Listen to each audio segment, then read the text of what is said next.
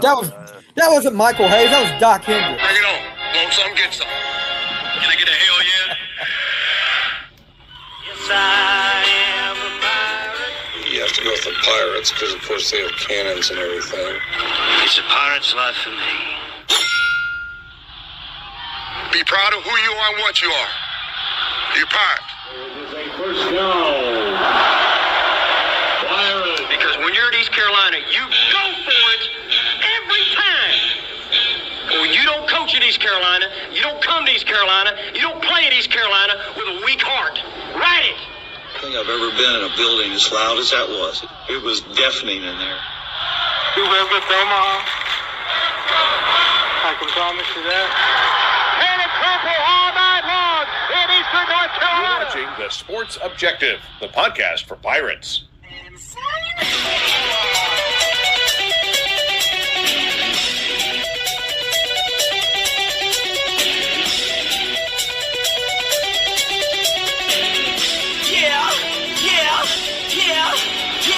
My heart is purple and gold. I'm a pirate down of my soul, and I don't back down, not at all. Find out when the cannons explode.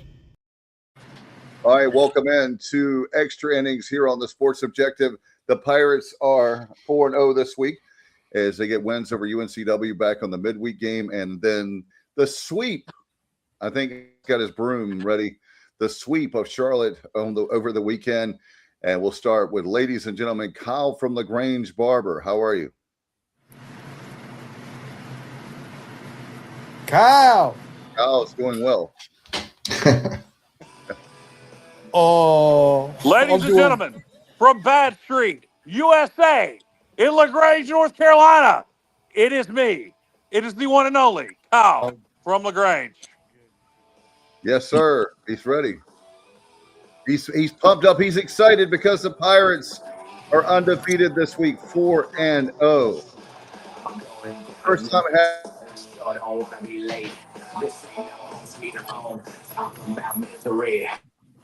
oh my God, he's playing that in the background. Yeah, that was a non-copyrighted Bad Street USA ripoff. I think we can get away with that. What's going on, guys? We were referencing Michael PSAs before the show, so I just thought I'd give you all a little Bad Street USA that hopefully doesn't break copyright rules. Yeah, big week for the Pirates, 4-0, sweep of Charlotte in conference play, beat Wilmington midweek. The biggest thing about all that was RPI suddenly up to 31, just that quick. So, we still got pitching issues, still a lot of pitching woes, a lot of pitching injuries. We might get a couple of guys back here towards the latter part of April. But, my question is, what we did this week, is it sustainable? Can these bats stay alive like this? And can we keep this going? If we can, then we're in good shape. All we got to do is just keep winning. I'll tell you what, when you win. Dave's not here. Dave's not here. Dave's not here, man. Right here. There you go, Dave. You froze up. You froze up. Well, that's because we have a huge audience already, guys. I was saying, Alan Vick, when you win, you have a huge audience. We're already. There he goes again. Yeah. Oh, boy. Just want to say. Dave, leave and come back. Just want to say Happy Easter to everybody, first of all. Happy Easter. Yeah. Great Easter weekend for the Pirates, for sure. Yeah, it was. And, good point. We should have opened with that. Not Bad Street USA, Alan. But, happy Easter to all the listeners. And Alan Vick is you've already been welcomed in. So now I will welcome in the king of stats himself, ladies and gentlemen. He's got so many names. He's JR. He's Johnny Stats. From two locations, Summering in Greenville, North Carolina, making his permanent residence in Virginia. It's Johnny Stats Robertson. Good evening, fellas. I want to just expand on Alan's thing out there and wish everybody.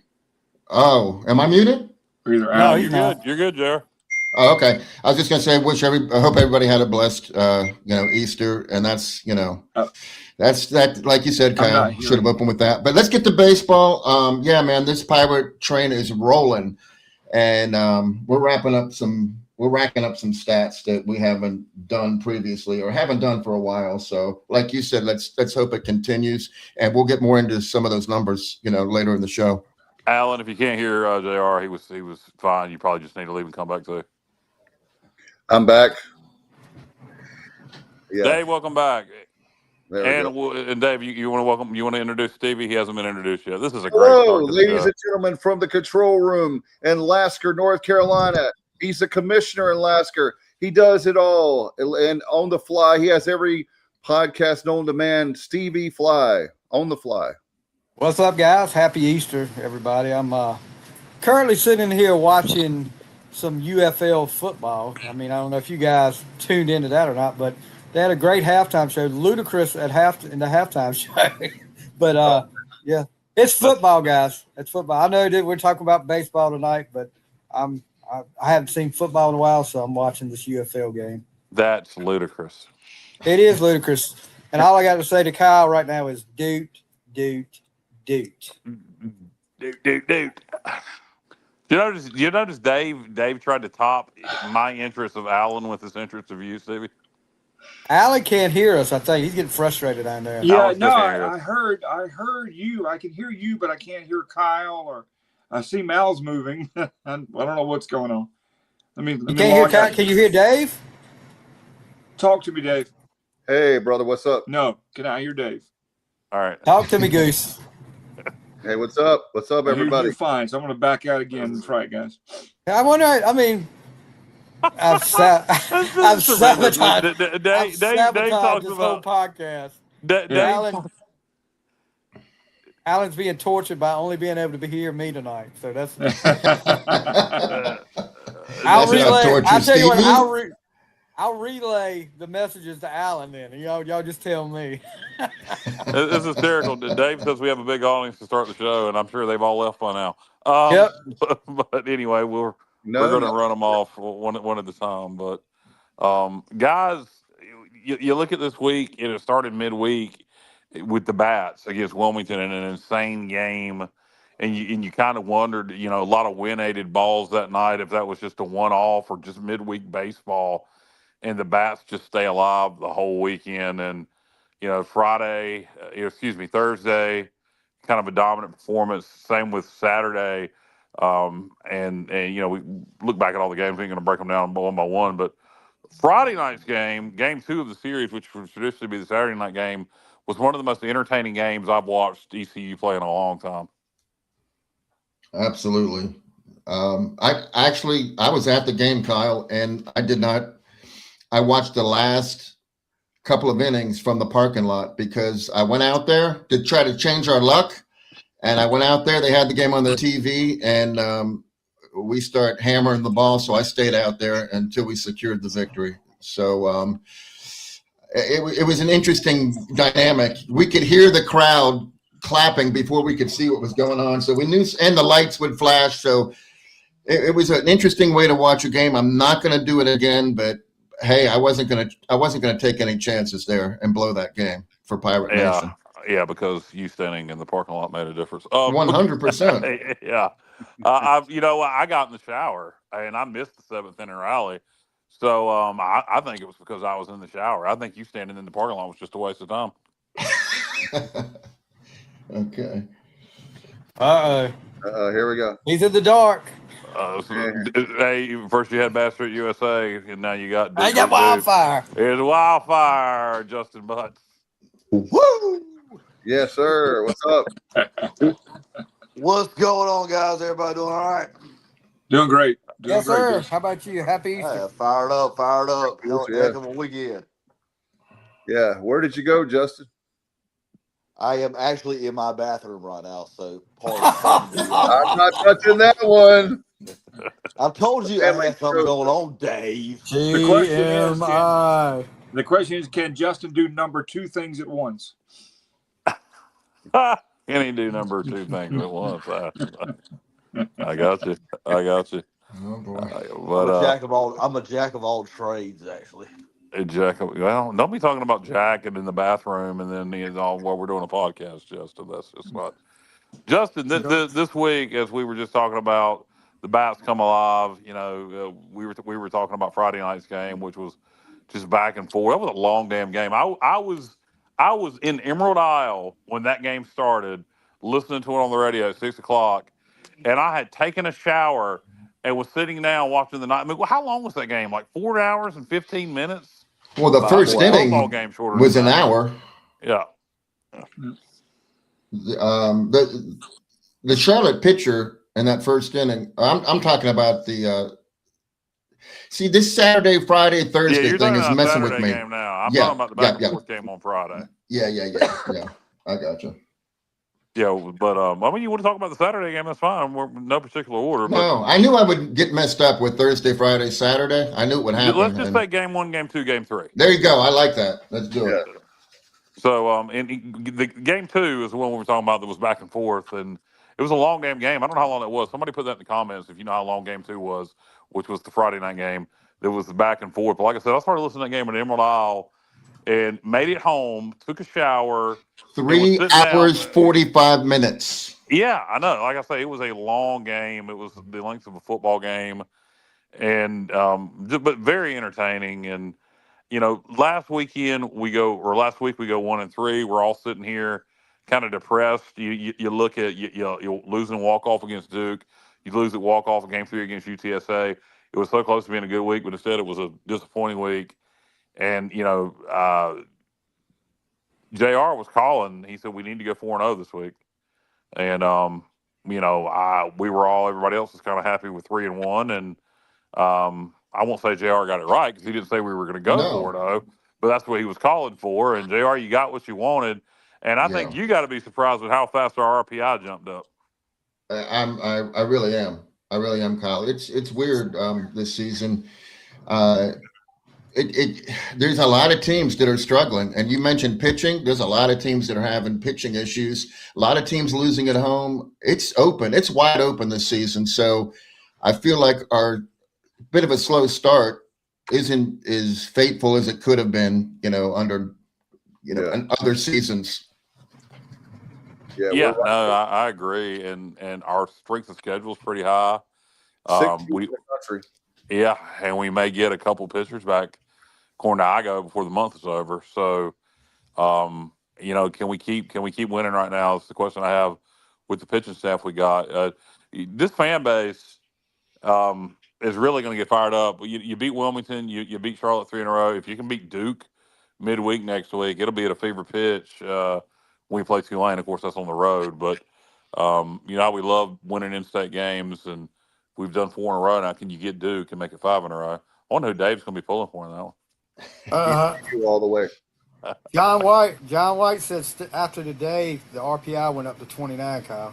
Oh, wow. Okay. I posted that maybe too early. You know what, John? I didn't even realize many teams were playing today. I thought that everybody kind of finished up yesterday because of the holiday today. But when I posted that 31 this afternoon or this morning from Warren Nolan, I thought all games were final. So interesting, up to 29. That's freaking awesome. And John, I did have a question too. We talk about, I want to ask John before I forget this. We talk all the time about some of our players being in a slump as far as hitters are concerned. How about pitchers? You're a former pitcher. Is that something where a pitcher can be in a slump? Oh, I think I can answer that. Yeah, me too. Yeah, of course. Yes. I think I can answer that. Go for it, JR. I'm waiting. No, I'll defer to John. Well, actually, John doesn't have a mic, so of course, Dave. Of course, pitchers. We have some.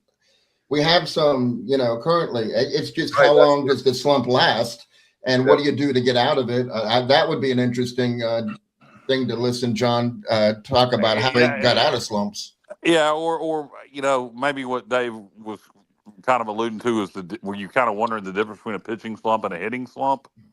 I was saying that on purpose because I know there are, but because we do have, I'm just curious about Friday night's performance with Ethan Norby. Yeah, I mean Norby. I'm trying to set things up for you guys. I'll put that up. It wasn't a good performance by Norby. We managed to win anyway. I'll tell you what, that lends itself to Norby having a good performance Friday. I also wonder if Norby's arm was a little tired because the fact that Cliff didn't start him on Thursday and moved him to his normal starting day of Friday tells me he needs 7 full days to recover. Well, they did a lot of Charlotte did that. There's a lot of that's like the strategy. Yeah. It's just a strategy to keep him on the on the same day. Dave, I wouldn't even say that Norby's in a slump. I mean, I think the fact that we won that game and he didn't get an L and he feels good that, he didn't let the team down. Norby's attitude is probably different than most. I've heard the term bulldog used over and over and over again. He doesn't I don't think he's the type of personality that gets down if something doesn't go 100% his way. And I feel like every start that he makes, he's expecting to dominate. And I feel like that's how he'll feel, at Tulane. He's a great pitcher with a great attitude, but the fact of the matter is he has struggled. I mean, except for that one outing, he has struggled. Considering all the press preseason, and the hype, and he's still a really good pitcher that can go out and dominate any time. But overall, he has struggled. What's his ERA? It's somewhere. Where is it, Johnny? Somewhere in the five. Norby's ERA. Yeah. I don't have that right in front of me, but he's probably over 4 at this point. But yeah. Johnson, 7 days of rest would have old school pitchers rolling in their graves. Haha. Yeah. Okay, he's 4.12. 4.12 ERA. Okay, so you got to get the ERA to come down a little. Although you're a starting pitcher, you throw a lot of innings, but you want it to be a little better than that. Saying he struggled, I don't know. I don't know if I'd say that. I don't think he's pitched up to preseason hype. That's for sure. But that leads a lot of good pitching left to come from Norby. I would expect him to follow up this week's performance. Got the W. With he pitched a hell of a game last week at UTSA, so I would expect him to follow up this week's performance. I can't say bounce back because we won the game, but having a better performance this Friday against Tulane. I don't give a damn if he has the same performance he had this past week against Charlotte. If we win, I'd rather win 12-10 than lose 2-0. Oh, of course. I'm simply saying that the fact is, like Alan saying, there was a lot of hype coming in, and pitcher, all the accolades, and he definitely has the tools. I'm not trying to put him down. I'm just simply saying, like, but I agree. He's not, been quite as he hasn't been as elite as advertised. But go ahead. Go ahead. No, I was just gonna say we've been talking about other teams' pitchers struggling. I just feel like, we've won 4 of his last 4 starts. We've won every one of them, and in conference play is what's important. And UAB, he held to 1 run in 6 innings.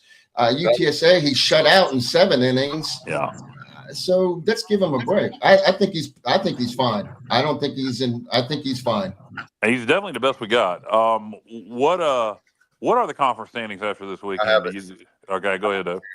So UAB, the Pirates were right there in the middle, right? So when they won the 3 games, here we go. We're literally tied for second place, guys. UAB is 7-2. UTSA is 6-3. We're 6-3. Okay. South Florida and Wichita State tied for third at 5-4. Then you have Rice and Tulane at 4th place with tied for 4th with 4 wins, 5 losses. Charlotte and Memphis 3-6 tied for 5th, and then you have Florida Atlantic dead last at 6th. Yeah, I be interested to see if UAB keeps winning. And the good thing is, if they keep winning, we keep winning. We got the head-to-head with them. South Florida, so far, not looking as good in conference play as they did out of conference. I don't know. There's a lot of baseball to be played, and we're in good position to have a good shot to win the conference in the regular season. I agree, Kyle. And by the way, John White brings up a great point. Luke Payne showed something that would be a huge boost if he can repeat his performance. Can't overstate that.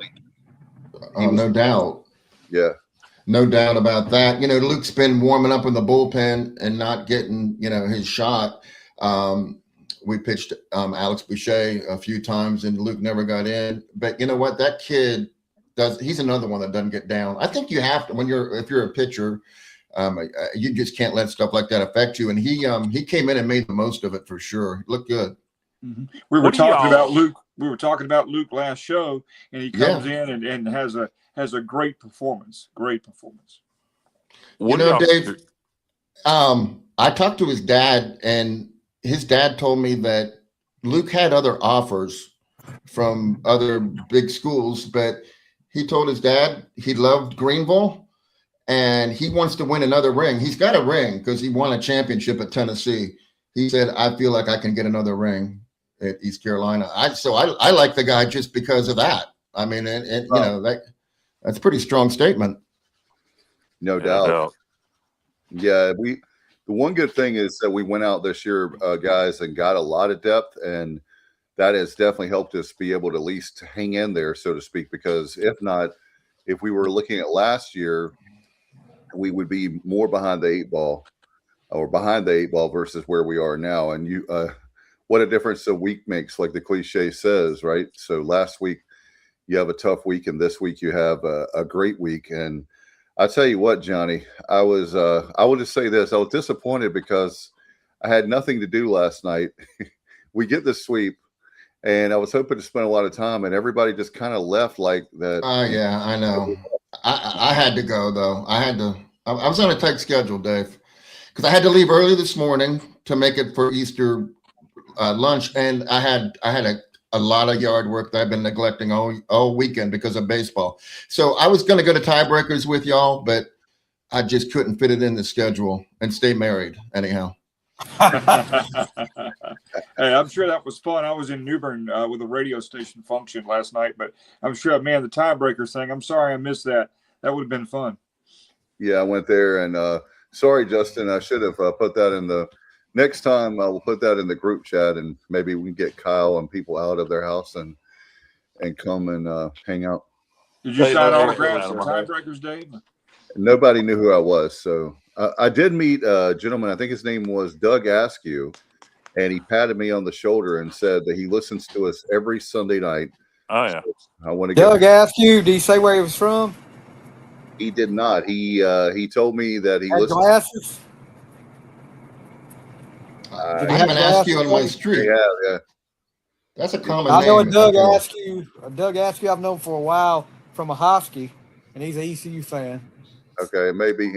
I've seen that name too. But yeah, it's funny. Yesterday I was in Greenville, and literally came back home, and I was in Greenville at the start of the. All right, so I met friends at NC Spice in Greenville for lunch, and then got to the truck, turned the game on, and we were up 12-0 or whatever it was in the first inning, because by this time it was like the third inning, and came home and watched the rest of the game when I got home. So I left Greenville to watch the game. We got it up to 14-0 one time, and then they cut it. I think we were on the phone, Kyle, and I said, well, at the end of the third quarter, ECU yeah. 13-3. I just got home around the time we were on the phone, so whatever. But I turned it on in the truck, but I can't remember what the score was, but it was already out of hand. Yeah, Steve, you're right. It was 14-0 because we had scored 21 unanswered runs. Yeah, we had 7 the night before, and then 14. So we scored something like for the week. Speaking of runs, didn't we score 53? 53 runs. Okay, I thought 53 runs. That's for the. But here's the thing: we only batted 28 innings worth of at bats. So if you extrapolate that to runs per 9 innings, we were at 17.04 runs per 9 innings of at bats. So you can't ask for much more than that. Well, Allen wants 20. So hey, we might get it. We might get it. Just so cool to see the bats come alive consistently. You get down 8-1, whatever it was Friday night, you come roaring back. That's what we've been waiting for and waiting to see all year long. Yeah. In fact, Friday night will be known, thank you to Johnny, as the shower game for Kyle from LaGrange. Yeah. I'm going to need therapy every time I think about that. But good Lord. If we get down 8-1 at any point in the rest of the season, Kyle immediately has to stop what he's doing and jump in the shower. We have to have the Steve Austin, Stone Cold Steve Austin soap. Yeah. That's correct. I think for that, you might need a Mysterio Magic one day, Kyle. Well, you create the magic, yeah. Yeah, no. I look if getting if getting in the shower, has a seventh causes a seventh inning rally, or if Jr. going to the parking lot causes the seventh. Maybe it's a combination of the two. Maybe anytime we get down, I got to get in the shower, and Jr.'s got to go to the parking lot. I think, Kyle, the next progression is you have to shower in the parking lot. Yeah. With We you, can't Jr. take any chances here. I do not. We have to shower in the parking lot together, Jr. That's what we have to do. Oh my God! I'll take the loss. Hello. with Stone Cold soap. Jr. with the simple, quick response. I'll take the loss. Hey, Justin. I would take the loss too, Jr. Don't feel like you're alone there. Hey, Wildfire. Would you take the L there, or would you take one for the team? I believe I would take one for the team there. No, sir. I would take one for the team. No, all right. no. I'll watch your back. Oh, boy, we got to watch that. You watch my back, I'll watch yours, Wildfire. I would shower. Don't drop the soap.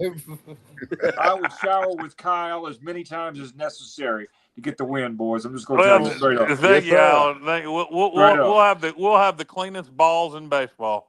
Thank you, Lee Knife. All I got to say is you guys love some ECU athletics. That's for sure. Hey. Well, Stevie. Whatever it takes. Whatever it takes. It's all about water conservation as well, guys. That's right. That's true. That's true. Alan has always been about water conservation. Water conservation, yeah. As long as I've known him. Yeah. John says, Johnny, I stopped watching 2 on Friday and checked score, refused to go back to watching till the end. See? Well, I had a feeling that whole damn night that we were going to come back and win that game. I just had that feeling, and we did, and then in the top of the ninth when they had they have 2 on or 3 on with one out, and then they 3 on. Yeah, 3 on. Yeah, with 1 out and then back-to-back outs to end the game. Because I felt at that point, I was like, Jesus Christ, we're going to have to win it in the bottom of the ninth. But then we got those 2 outs and ended it without having to play any baseball in the bottom of the ninth. And I really think ending it there was a bit of a catalyst to the momentum we came out with on Saturday in Game 3. It definitely did. And one question I want to ask you, Kyle, because you brought it up last week. Did you feel like the guys were playing a lot looser this week than last week? Yes. And I was going to ask. That's what I was about to ask a question earlier. What do you guys allude to the bats coming alive? What do you guys think contributed to the bats coming alive so much? Yeah, they were playing looser, but what was the catalyst behind that? Was it what led to that play? Was it just they came alive against Wilmington in that wind, and that kind of created momentum, or yeah, so it was the Wilmington game just creating momentum. I hope it continues. I hope the guys keep having fun. You see the return of the birdhouse. I like that a lot. Yep. Saw that. You just wonder if there was something internally, maybe a players only meeting. I don't know. They actually had it's great that you said that, Alan. I forgot about that. They had a players only meeting when they got back from UTSA. I know that for a fact. We have some sources that told us that. And so, right, Wildfire. And so they had a players only meeting when they got back from San Antonio last weekend. And I don't know if that had anything to do with it, but they definitely did on Sunday. That would have been late Sunday night. Yep. That shows you the commitment coming all the way back from UTSA. Everybody's tired. It's probably late. And they decide to get together and just have a little powwow. And that shows you a lot. And that shows you the commitment that these kids have. And we talked about this team not having a leader, but I would definitely say there's leadership if you have a team-only meeting after a tough week. And on top of that, you're coming all the way back from San Antonio with 2 walk-offs in a week.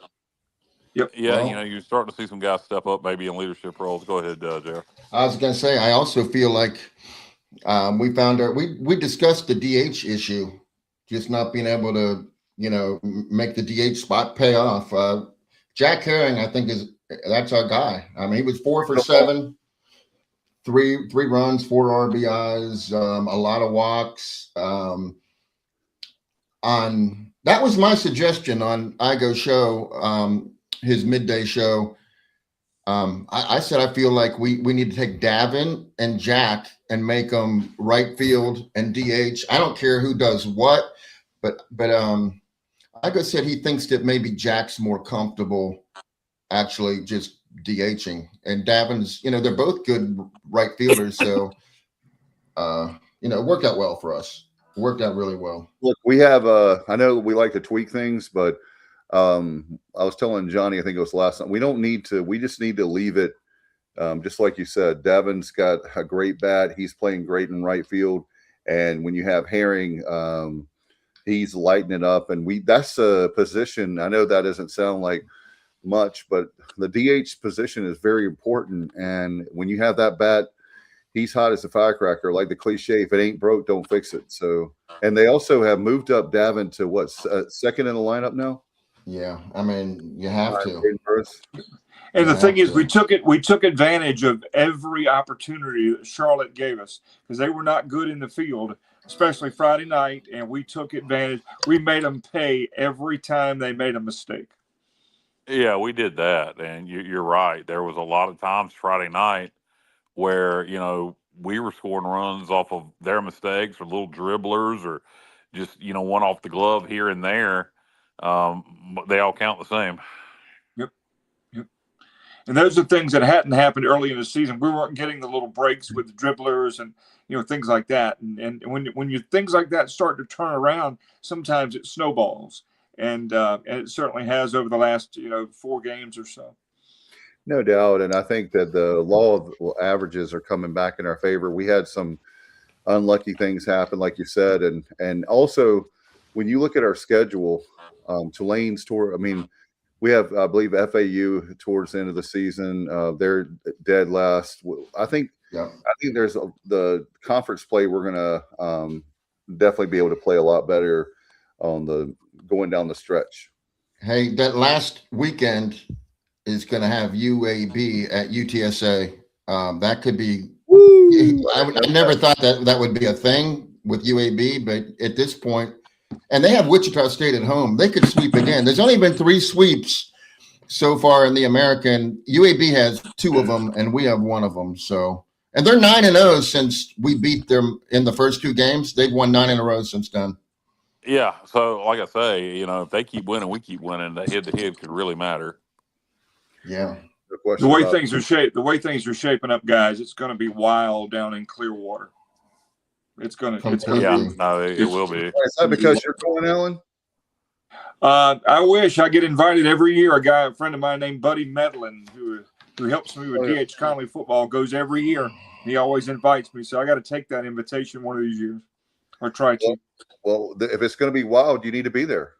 Man, I would love to be. It's so tough, unfortunately, as it is for all of us in the middle of the week, with work and such. But that's on my bucket list, I promise you. We have a guy on the show named Wildfire, and it's supposed to be wild down there this year. Wildfire, are you going? Planning on it, actually, guys. I'm actually planning on it. If I can work into my schedule. Bring me back a Frenchie's T-shirt. We'll do it. Man, that's a great ballpark and a great place, and I'm going to go. I promise you, I'm going to go. It is, like I said, it is on the bucket list, and if I can work it out this year, I'm going to try. Kenny said we need a packed house Tuesday night against Dude. Boy, I'll tell you what. Any chance they're going to move that first pitch up for that game? I'm worried about that because talking about temperatures down around 41 Tuesday night. So I was wondering if that might get moved up to 4 o'clock. Let's see. Let me check the forecast here. Yeah, it's gonna be chilly. It's gonna start warming back up, I believe, on Wednesday slowly, and by the weekend, coming up weekend looks great. But Kyle's right. I think it's gonna be a little nippy on Tuesday night for Duke. And please God, we need that game because that'll be great. We beat Duke, and then we have at Tulane. We could.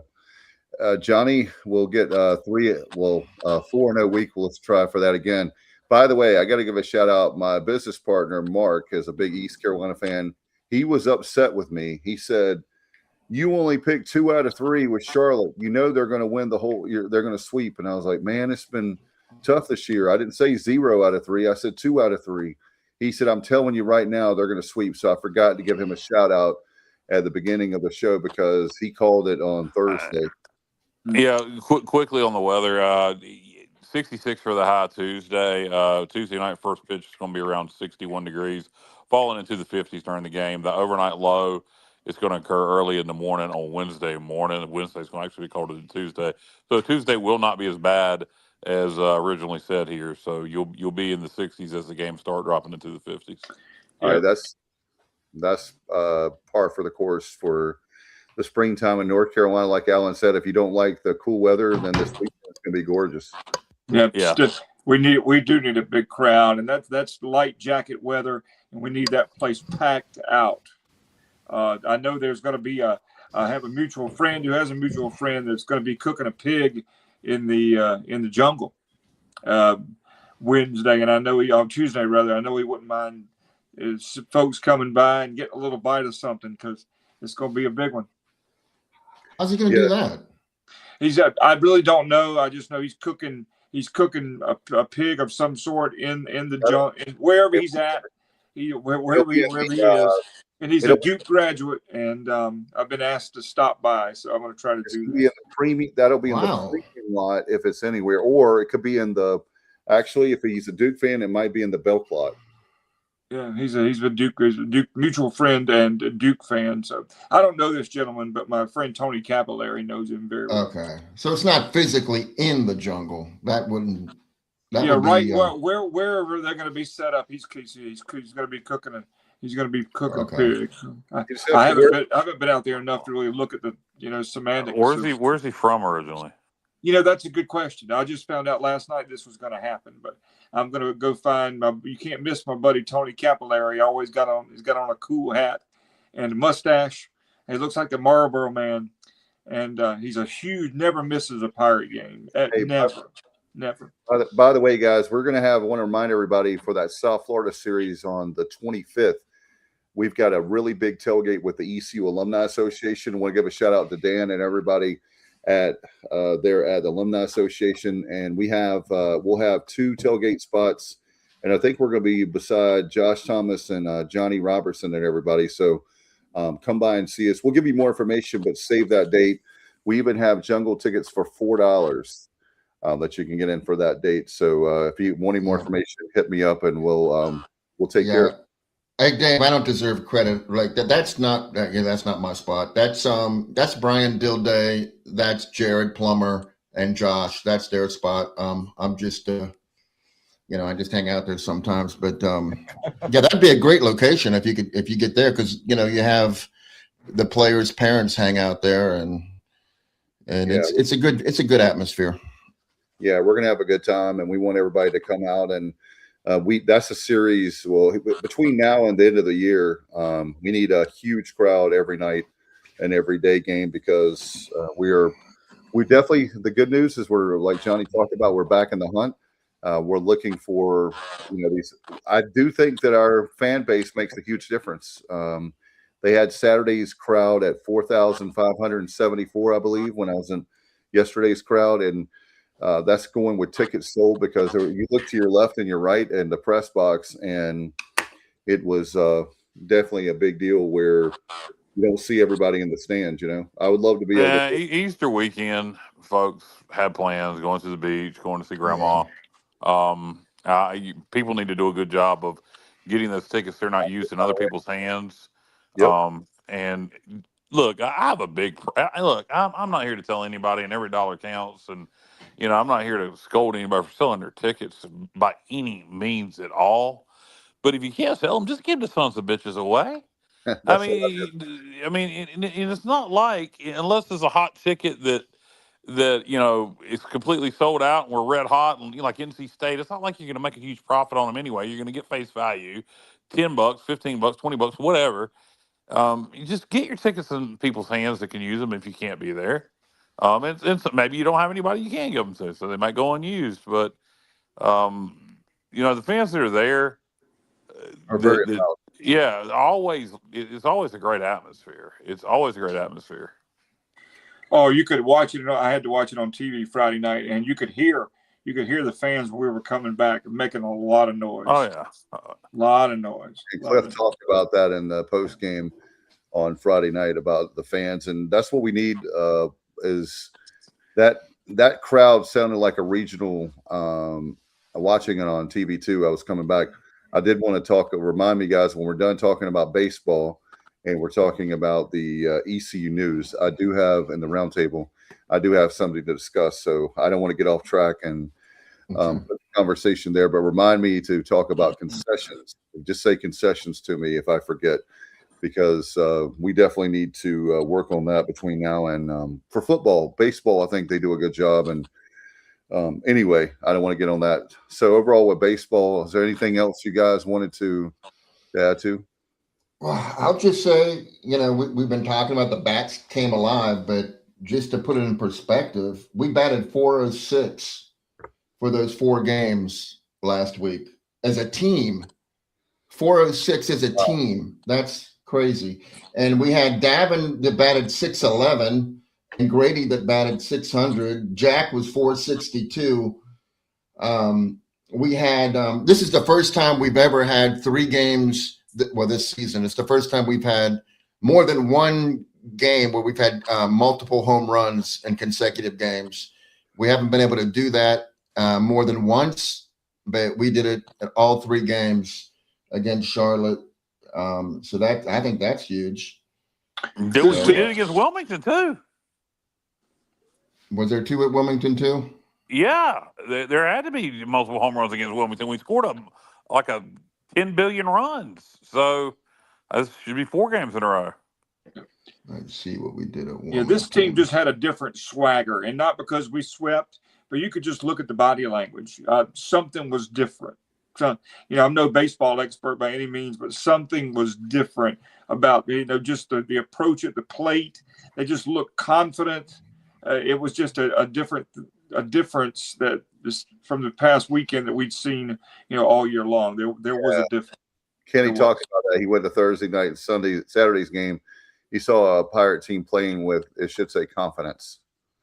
There. Yeah, they're playing with a lot of confidence. And, I don't know, like I said, maybe it all started against Wilmington. Maybe it started in that players-only meeting. Maybe it was combinations too. But you hopefully can keep this going.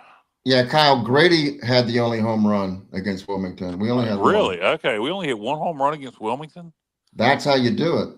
But that's great, though, to know that we have, we could, and just like you guys said, I think that I will say for our batting this year, I think that we are, we have the green light that if we have a pitch and instead of taking pitches, I think that we're doing a better job this year of hitting. If you have something to hit it instead of like getting so far. The problem is if you get so far behind in the count, it's really, really, I know we've got a lot of guys that can do it, but that, and also I've noticed 2 out hitting. I don't know what the stat is on that, but we've been way better. We've been murdering it, killing it. Yeah, here recently, absolutely. Which is, that is a what's the word I'm looking for? I'll go with signature. That's the signature of Cliff. The signature of Cliff Godwin baseball is 2 out hitting and 2 strike hitting. Yeah, and we've been doing both very well recently. What about the? I don't have the stat obviously, but the midweek games we've been doing a lot better this year. Midweek has been way improved. I feel like. Yeah, we're 8-2 now. I think, or 7-2. We're 7-2 with both losses being 1 run. Campbell and Duke. My question about the midweek games is, can we continue that with the pitching situation like it is? I hope so. Because we got big midweek games coming up. You got Duke, you got NC State, you got Campbell. Yeah, I think so, Kyle, because we might have some new pieces, to add. And now we might be able to depend on Luke Payne a little bit more. Nick Moran is still on the mend. If he gets better, that'll be huge.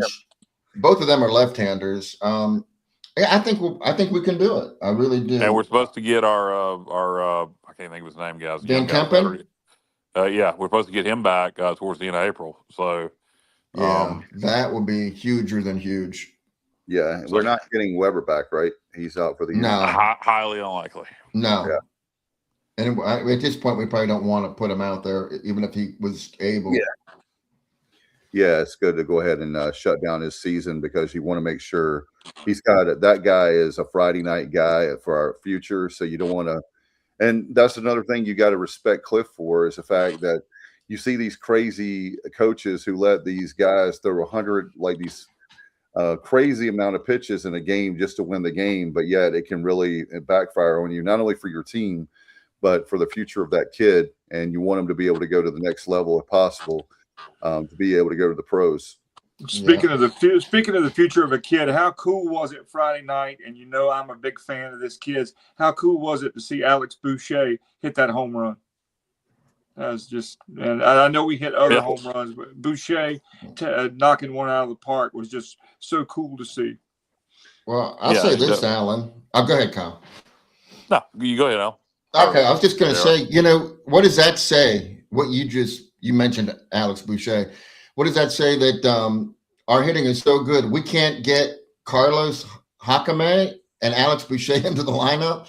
I mean, Carlos has been clutch. He's only struck out twice in 63 at bats, and he seems to always come up with big hits. And Alex Boucher, his hits are timely as well, but we can't, there's just not enough at bats for everybody, and that's really a good situation to be in, I guess, unless you're Carlos. It's a good problem or to Alex. have. Yeah, it's a good problem to have, and we see now when this team is clicking and hitting on all cylinders, what it can do, and it's really fun to watch. Like Kenny said, it finally looked like Pirate baseball. Amen.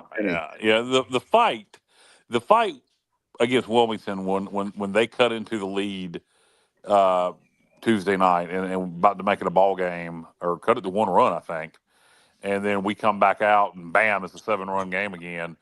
And then Friday night, game 2, all the fight. Anytime Charlotte would get up, we'd come back. Love that. You love to see we're not out of this. That's Pirate baseball. And if we keep that kind of play the rest of the year, we'll be fine. No matter, you can't afford to lose any more pitchers. We got to get some back. But if we keep that kind of approach, that kind of attitude, and play with that kind of effort, the rest of the year will be fine. Yeah. Hey, we've had 7 games ended by the run rule in the 7th inning, and we won every one of them. We haven't lost one. We did lose to Carolina in 8, though, 10-0. That was but other than that, as far as putting teams away in 7 innings, we've done it 7 times already, and we're not done yet. Yeah, that's an interesting set. And up until this, what I was going to say is, up until this weekend, it's kind of been, we would do that, and then our bats would go cold. We would do that, then our bats would go cold. And, this has been a consistent 4-game stretch here where the bats have been going. So, and really back further than that against UTSA, we just, bats were going Sunday. We just lost. Yeah, and don't forget that weekend with William and Mary and Penn and Wilmington. Yeah. I mean, that was another crazy explosion. So they're there. We just got to do it consistently, and hopefully we can. Love to beat Duke this week. Biggest thing is, can we go sweep Tulane? But love to get the midweek win over Duke, just because it continues the momentum. It's a big, nice RPI win, another in-state win. You want to beat an ACC school, and it'll be a fired-up crowd in Greenville for that game. After this 4-game week against Wilmington and Charlotte, it'll be a good atmosphere for Duke Tuesday night. The way we lost to Duke was such a gut punch. It's fuel. It's fuel for the kids for Tuesday night to make amends and come back and kick some butt. Yeah, no doubt. Yeah, no doubt. Guys, we want to move on to the round table or the square table. Or I mean, I'm done with baseball. We'll talk. We're gonna have a Tulane pregame show, right? I mean, preview show. Yeah. Yeah. Well, so I'm done with baseball. All right. Well, I don't know what Dave wanted to bring up the round table as we transition. He said something about concessions that he wanted to say something. Well, we're gonna have to wait for Dave to come back to talk about concessions. Oh, he's left us. Okay. So we will in the meantime and in between time we can continue to talk Pirate basketball. Well, how about this? Well, Dave is back now, but I'll quickly ask this question: as Stevie has known, as he's been talking to me quite a bit, and the rest of you guys know. I've watched more Major League Baseball probably this week than I have in the last decade. Good Lord, yes, he has. So has anybody else got into the opening week of Major League Yeah, Baseball? I don't feel alone, Kyle. It's great because you were like watching a game in freaking Seattle. I didn't want you to feel alone, Dave. Late night, like I was watching Seattle Anaheim the other night. Yeah, fell asleep. It was 0-0 game, but the wind was so crazy. And missed the damn end of the game in extra innings. Watched the Cubs today. Watched the Brewers and Royals today. Been really on MLB Network. Been watching the whatever their little thing is. Like this, like NFL Red Zone, where they show multiple games at one time. Yeah, that's really cool. That's really cool. Yeah, it's entertaining to just sit back on a, and particularly on a weeknight, you got nothing else to do, and just have that on in the background. Yep. My Yankees are off to a good start. They lost today, unfortunately, but Yankees are good off Lord! A nice 7-2 start. Thank you very much. I'm not a Yankees fan, but I hate the Dodgers. Yeah, they have looking at Major League I hate them Baseball. both. Looking at Major League Baseball. Thank you, JR. Looking at Major League Baseball salaries, man, it's insane. When you look at what the Mets, the Dodgers, the Yankees play compared to like the Nationals. So the Dodgers and Mets are between between $400 and $500 million for their roster. The Nationals this year is around $87 million. Yeah. I mean that is insane. But at least the Dodgers win. Like the Mets, they're like with that Juan Soto contract. They still don't win. They spend a lot of money. They don't win, and the Yankees don't either. Really, to be honest with you, Alan, hate to say it, but don't you curse at me, young man. And then you look at my Cubs are in the upper echelon, and not the top. I think they're top 10 salaries. Not something insane like some of those other teams, but you compare them to the Brewers, and you look at the success the Brewers has had. With a very modest salary cap, and that's one good thing about Wilson being a Brewers affiliate. They run a really good minor league baseball system for the Brewers organization, so you'll probably see some future big leaguers pretty regularly come through Wilson. And Wilson is going to get some radio coverage. That's right. Yeah, I heard about that. I wish the Bird Dogs would pick up a radio affiliate, but yeah, Wilson got a radio affiliate. Yeah, 98.5 and 99.3 The Beach is going to be doing the Wilson coverage. Okay, is that stadium? Is it going to open in time? Yeah. That's crazy. Their first home game, I believe, is this coming weekend.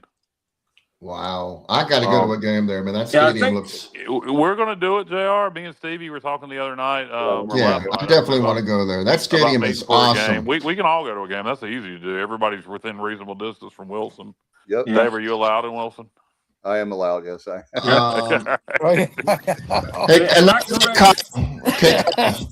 Another thing I like about the new stadium in Wilson is they kept some of the old businesses in the neighborhood. Right next door to the stadium is a cinder block shack that's like gizzards and lizards and gizzards. Lizards. Hell yeah, they got a lot of lizards.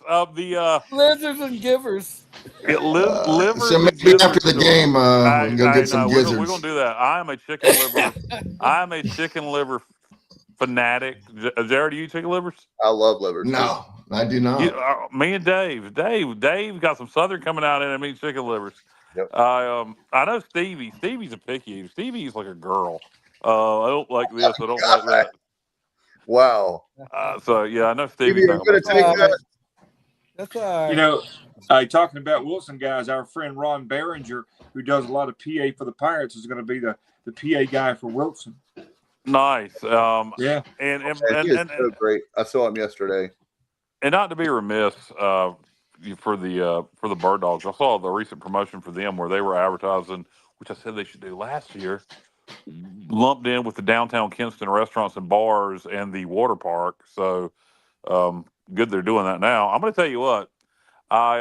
We last year tried to really have some involvement with the Bird Dogs, and they really didn't take to us, Dave.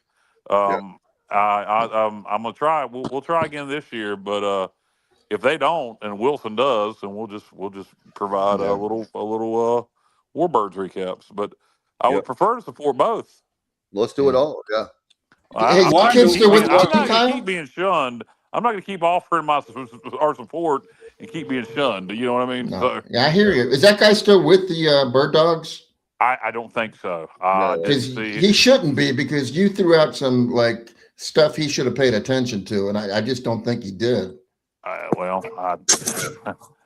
Plus, he was from Ohio or something. He didn't. I'm not 100% sure he's not still with them. I don't think he is. I don't want to say too much. Yeah, okay. If he's still with them. Well, so let me. Okay. Yeah, but minor league baseball, they should be, man, any publicity, any press that a minor league team could get. Yeah, I mean, my gracious. I emailed them after, feeling like he really wasn't that interested after he came on the show, and emailed above him and got a good response back. And, I asked, hey, could you please include us on your media releases at least? And yeah, sure. And it didn't happen. I'm going to try it again this year. I'm going to reach out to him. Like I said, I'm going to keep reaching out that olive branch because, I live in the area. I work in Kinston. My wife works in Kinston. Would love to support them, but can't, Yeah. If they don't want the support, we'll send it to Wilson. But right now, I'm planning on enjoying both. Yeah, I don't get that at all. But anyway, okay. Yeah. Guys, are you ready to talk about the concessions? We will concede to your concessions. All right. Let's see if I can get that up. There we go. All right. So I went, my friend Jason Williams, who's a good friend of mine, he is a big Phillies fan. And we actually went to see they actually had the Phillies organization, the AAA, and the pitcher for the Phillies. I'm trying to look that up right now so I don't forget. He actually had rehab there on Friday night, one of their star pitchers. And so anyway, I'm putting that up on the screen because we've talked about this a lot. But the Durham Bulls have a paper cup. It's not a souvenir cup, and it's called Bottomless Soda $8.99. And what this is you're seeing a picture on the screen where they have it off to the left of the concession stand. I'm not seeing anything on the screen. You don't see it? No, not on my phone. No. Yeah, you probably. I'm seeing it. Y'all seeing it? Anyway, I just wanted to show that because the Bulls have always been with Coke. But anyway, the point is that we need to do that because that's a way that to help with not only financially, how many people are going to drink a whole bunch of drinks when you know that there's a huge markup in fountain sodas. When I was working at Burger King, fountain drinks have a 90% markup. So $8.99. Unlimited drinks. And it also, if you're just going to get a drink and a refill, you can literally just go right up back there and you don't have to, didn't have to wait in long lines to get another drink. So anyway, I wanted to show you guys that. So we need all the revenue we can. So I get, trying to get all the revenue you can from concessions for ECU football. But at the same time, at some point, you can't just price gouge your fan base, and maybe you know what $6 for it was $6 for a 20 ounce. Well, you know what a good idea is, Dave? I just thought of something. Why not have Pirate Club pricing? Why not you flash your Pirate Club card? That's a great idea. And you get a better price than the average Joe. That seems to be where you're taking care of your fan base, takes care of you, and then you can get, you can charge a premium for the other knuckleheads. Well, it doesn't need to be $6 for a 20 ounce when you can get them. No, I agree with that. 100. That's too much. But offer Pirate Club pricing. There's another incentive to join the Pirate Club. Yep, and the fact that they do that for Commanders, you get 50% off. If you're a Commander season ticket holder, you get 50% off of concessions, half off. Yeah, it is a little different. You're talking about pro sports versus college sports. But still. But I do think, I get the need to create revenue, so you don't want to take any revenue away. But I do think if you're a Pirate Club member, you should get a better price probably because it gets to be the point of absurdity with the prices, particularly with my wife and I, it's just two of us ain't so bad, but you're there with a family of four, and you got some annoying ass kids that want everything in the world. You can end up spending a lot of money on concessions. Well, why not have something that I've talked about to some Pirate fans? Why not have, just like when you have AMC in the different movie theaters, have a souvenir bucket that you have, and for $25 for the season or $25 for the season, you get unlimited refills for popcorn. Well, I think their thought is they'll make more money just selling the popcorn like it is, but they might not. I mean, something like souvenir buckets become so collectible and everybody wants them that, offer a limited amount, make it a premium to get one, offer a couple thousand of them. And once they sell out, and, you'll have people fighting over them. How about souvenir cups that highlight a great moment in Pirate football history? That's a good idea. That's a good idea, Alan. Yeah, I mean, you got a Peach Bowl cup, you got a whatever cup, man. Those things would be like hot. Collect them all. Yeah, I mean, it's like Hardee's. Oh gosh, Fast Fair. Collect them all at Fast Fair, Kyle. Are you talking about the Jim Crockett promotion cups? Yes. Yeah. Speaking of prices on concessions, did you guys happen to see the prices of the concessions at the Final Four for the men's Final Four? I wasn't there. Did you go, Stevie? Oh no, I've got to see. Somebody has posted a picture of the menu. Grilled whore. Grilled gourmet hot dogs. If I'm reading this right, $32. Well, what's on it? It's all beef hot dogs, baked poppy seed buns, all right, diced sweet onions, pickle relish, ketchup, and yellow mustard. So just a regular freaking hot dog with a bun that can make you fail a piss test. Yeah. Oh man. Buffalo chicken dip, $88. What? I don't believe this. No. I will send it to you, Kyle. I believe you have it, but there's a such thing called AI. Bottomless stadium popcorn, $52. This isn't real. That's not real. Orville Redenbacher is rolling over in his grave right now. That's not real. There's no way that's real. Matt was at the NCAA tournament. I don't think he was at the Final Four. Final Four. That just does $52 for unlimited popcorn. If that's true, that's freaking gouging like crazy, dude. Yeah. What is a hot dog, Stevie? $35? 32. It's gourmet. It had a popcorn. Oh, 32. Oh yeah, yeah. It's gourmet though. There's no way that can't be real. Powerades, $24. That can't be real. Where was the Final Four at? Indianapolis. No, it wasn't even in New York City. That can't be real. New York City. No. Get a rope. You know who's not going to put up with that in Indianapolis? Pat McAfee's going to do something about that if it's true. Oh Lord. He's too busy doing other things right now, Kyle. Pat McAfee's going to take care of that. Okay, let's see. Kettle chips. Two people. I'm sorry. Go ahead. Go ahead.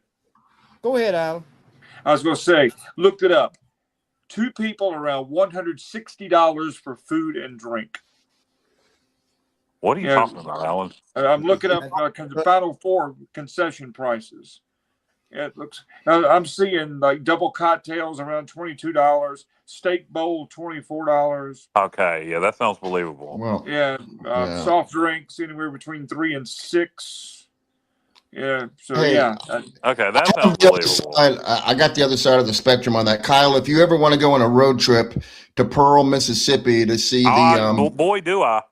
Okay, here you go. The Bird Dogs, if they go down to play the Mud Monsters, you can get a $3 sausage on a stick. There's no bun, but you get a sausage on a stick. It's $3. And if you name your sausage, if you go with the mystery sausage, it's $2, and they give you whatever they want to give you. I saw because with the Bird Dogs, joining the Frontier League, me, trying to support them. I kind of watch videos of each Frontier League team, and the Mud Monsters were a AA affiliate prior to the Frontier League. But what they did when joining the Frontier League last year and with the rebranding, they really went all in on regional foods. Like there's red beans and rice, Cajun foods. You mentioned sausage on a stick. That's a big Mississippi thing. Greg. So sausage on a Mud Monster. You'd try one, Craig. Come on, I know you would. But no, that's a big Mississippi thing is sausage on a stick. So I wish James was here now. He could elaborate. But no, I know that like New Orleans, the same thing at the Jazz Heritage Festival. That's a big deal, and they have alligator on a stick as well. Yeah. So I don't think I'll be going to Pearl to a Mud Monsters game, but I do know they have cool food there. How about Drew talking about bring back the people walking the aisles selling items? Shit, we can't even get enough people. Gotcha.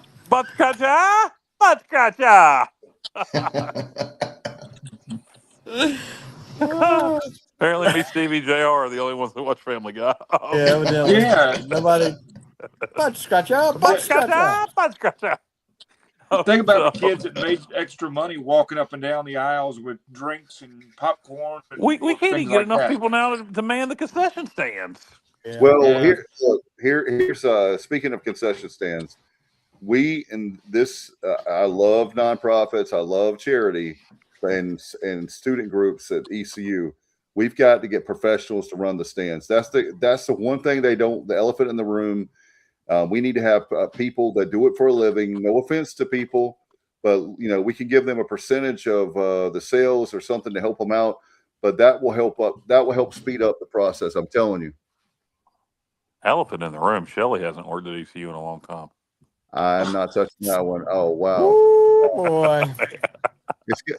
Man, I thought my AC on right now is cold. Man, it's getting cold. Now that was a shout out to all my fans from the Confer days, from the original Kyle from LaGrange. Whoop whoop. You've got stories and I've got stories, and we'll leave it at that. Exactly. We'll share them on the air sometime that'll be behind our paywall or our Patreon account. If you want to hear stories about someone named Shelley that we may or may not have heard, subscribe to our Patreon. Super chats. We can do super chats. Super chats, and we'll text message you.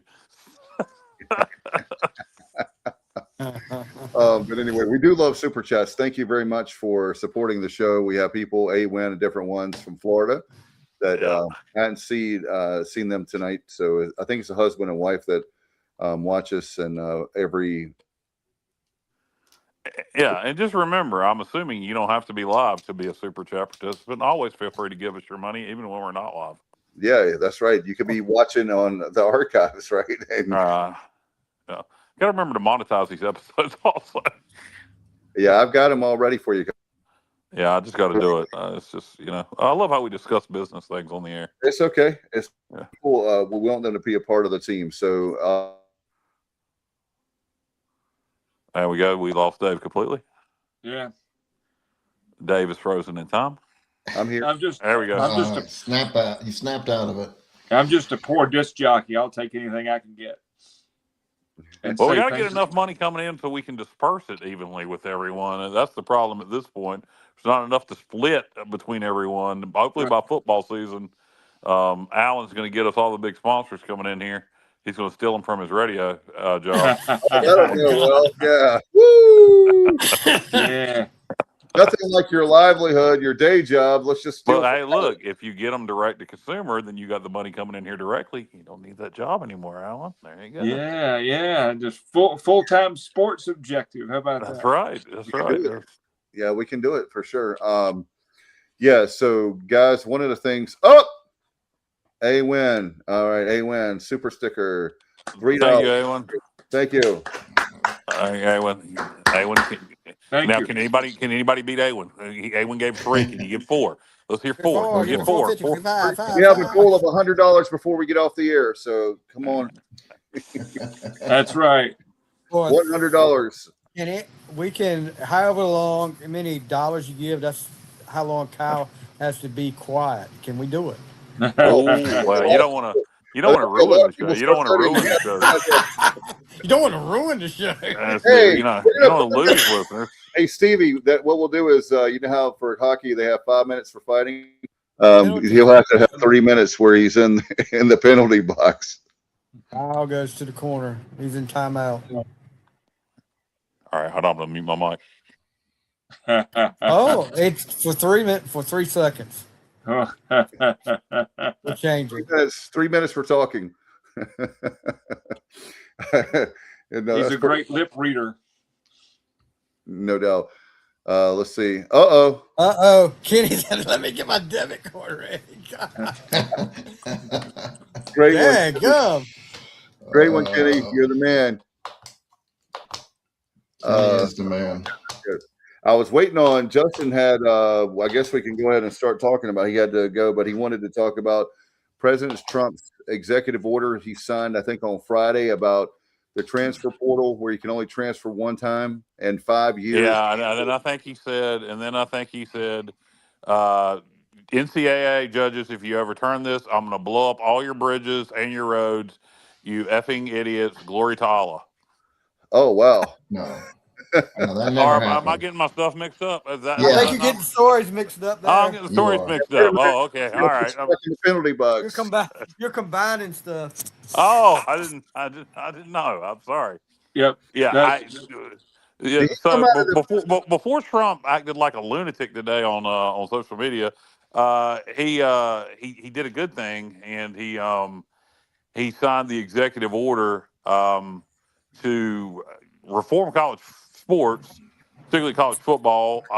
You can only transfer one time, or after that you have to sit out a year, and you only get 5 years of eligibility, which all sound like common sense things to me and good things and things that, aren't going too far. The players still get played. They can still transfer, but if they do it more than once, they got to sit out. I would like to see if you have to sit out immediately if you transfer. Yeah, I would too. But I'll take that. But, what's probably going to happen is some dumbass federal judge is going to overturn it probably. But as of right now, it's the law of the land. We'll see if it gets overturned. You mentioned the two magic words, common sense. Yeah. Here's the problem with it, because coaches are allowed to leave whenever they want to leave. So we need to put some kind of thing where they have to sit out a year. Say again now? Talking about the coaches. The coaches get to leave at any time they want. They never have to sit out. They never have to do. They can just leave.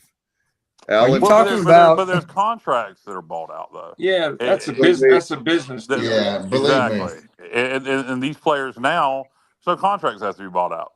So you either make them sit out a year if they transfer, or you put them in multi-year contracts where if they transfer, that other school has to buy them out.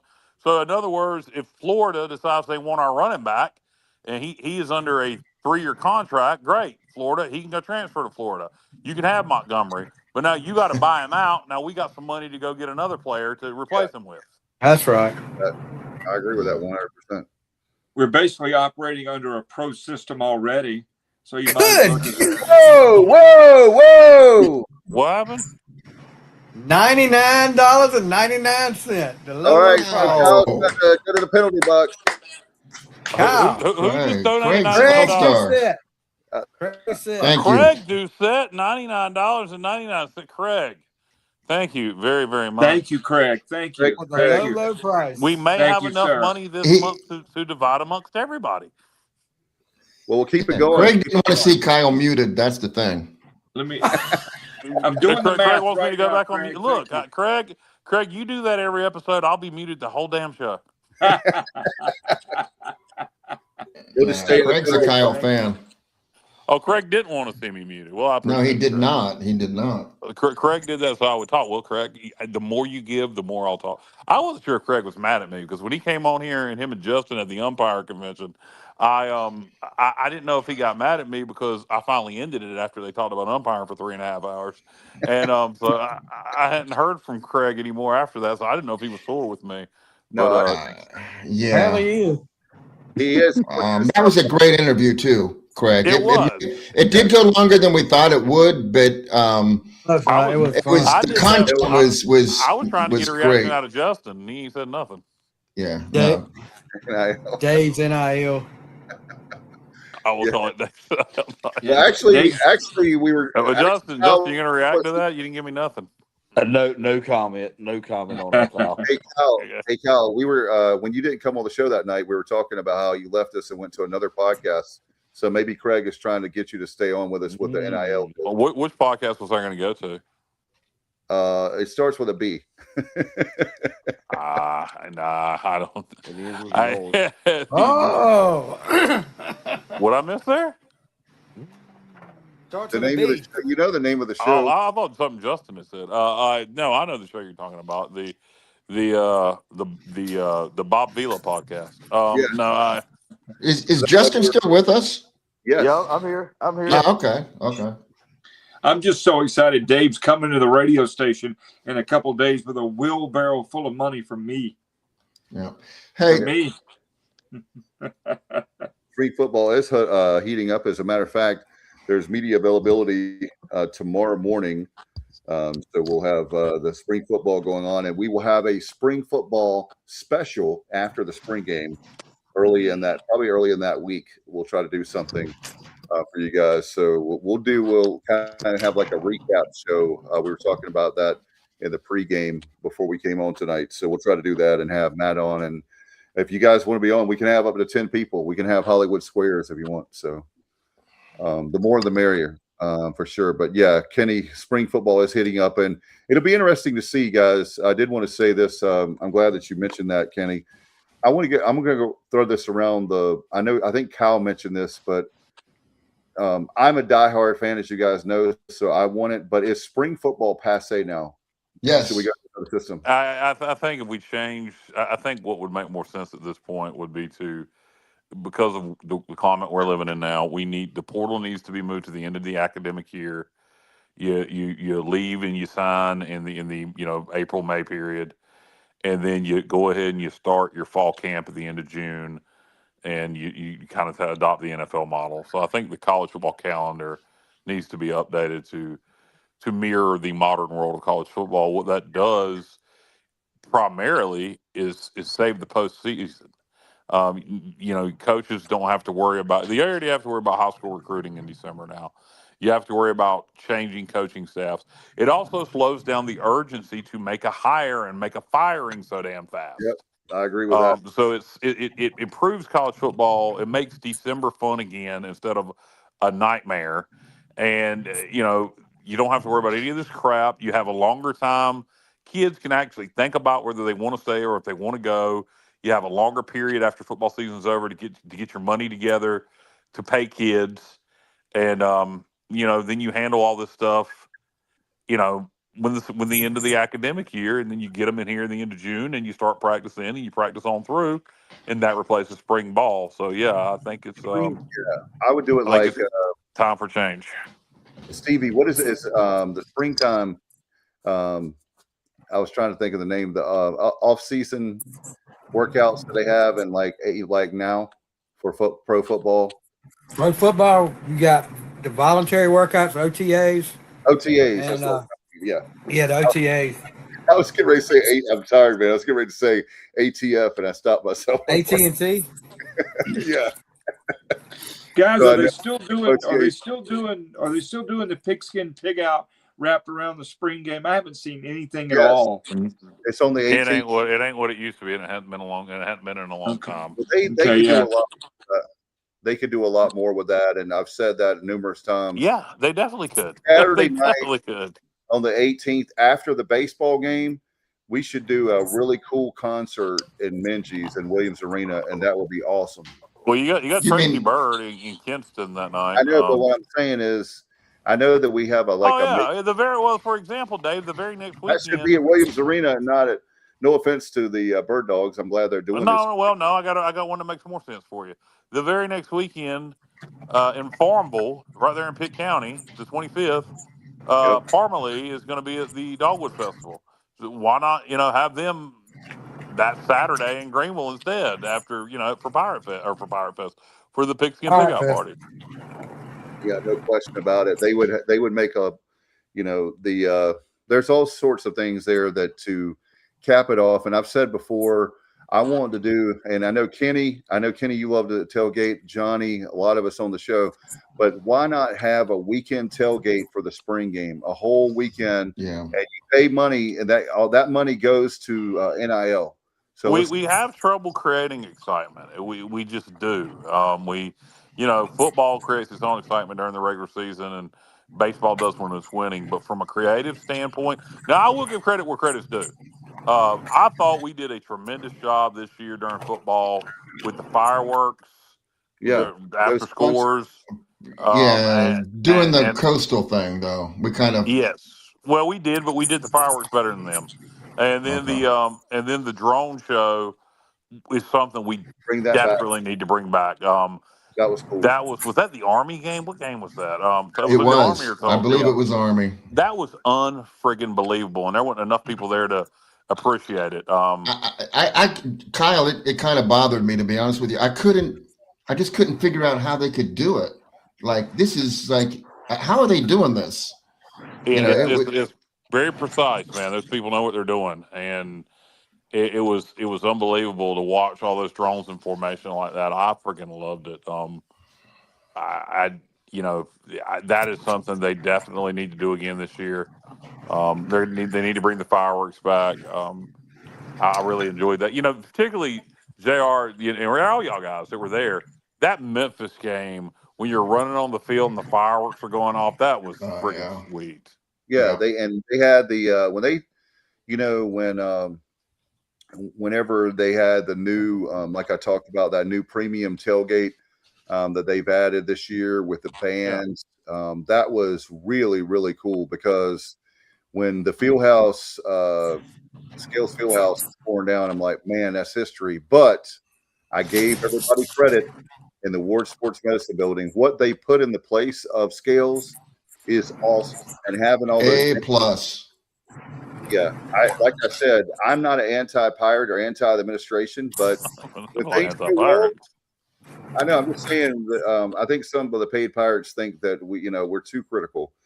And look, when we, look, hey, that's why for me anyway, when I compliment you, it's genuine. The fireworks were excellent. The drone show was excellent. And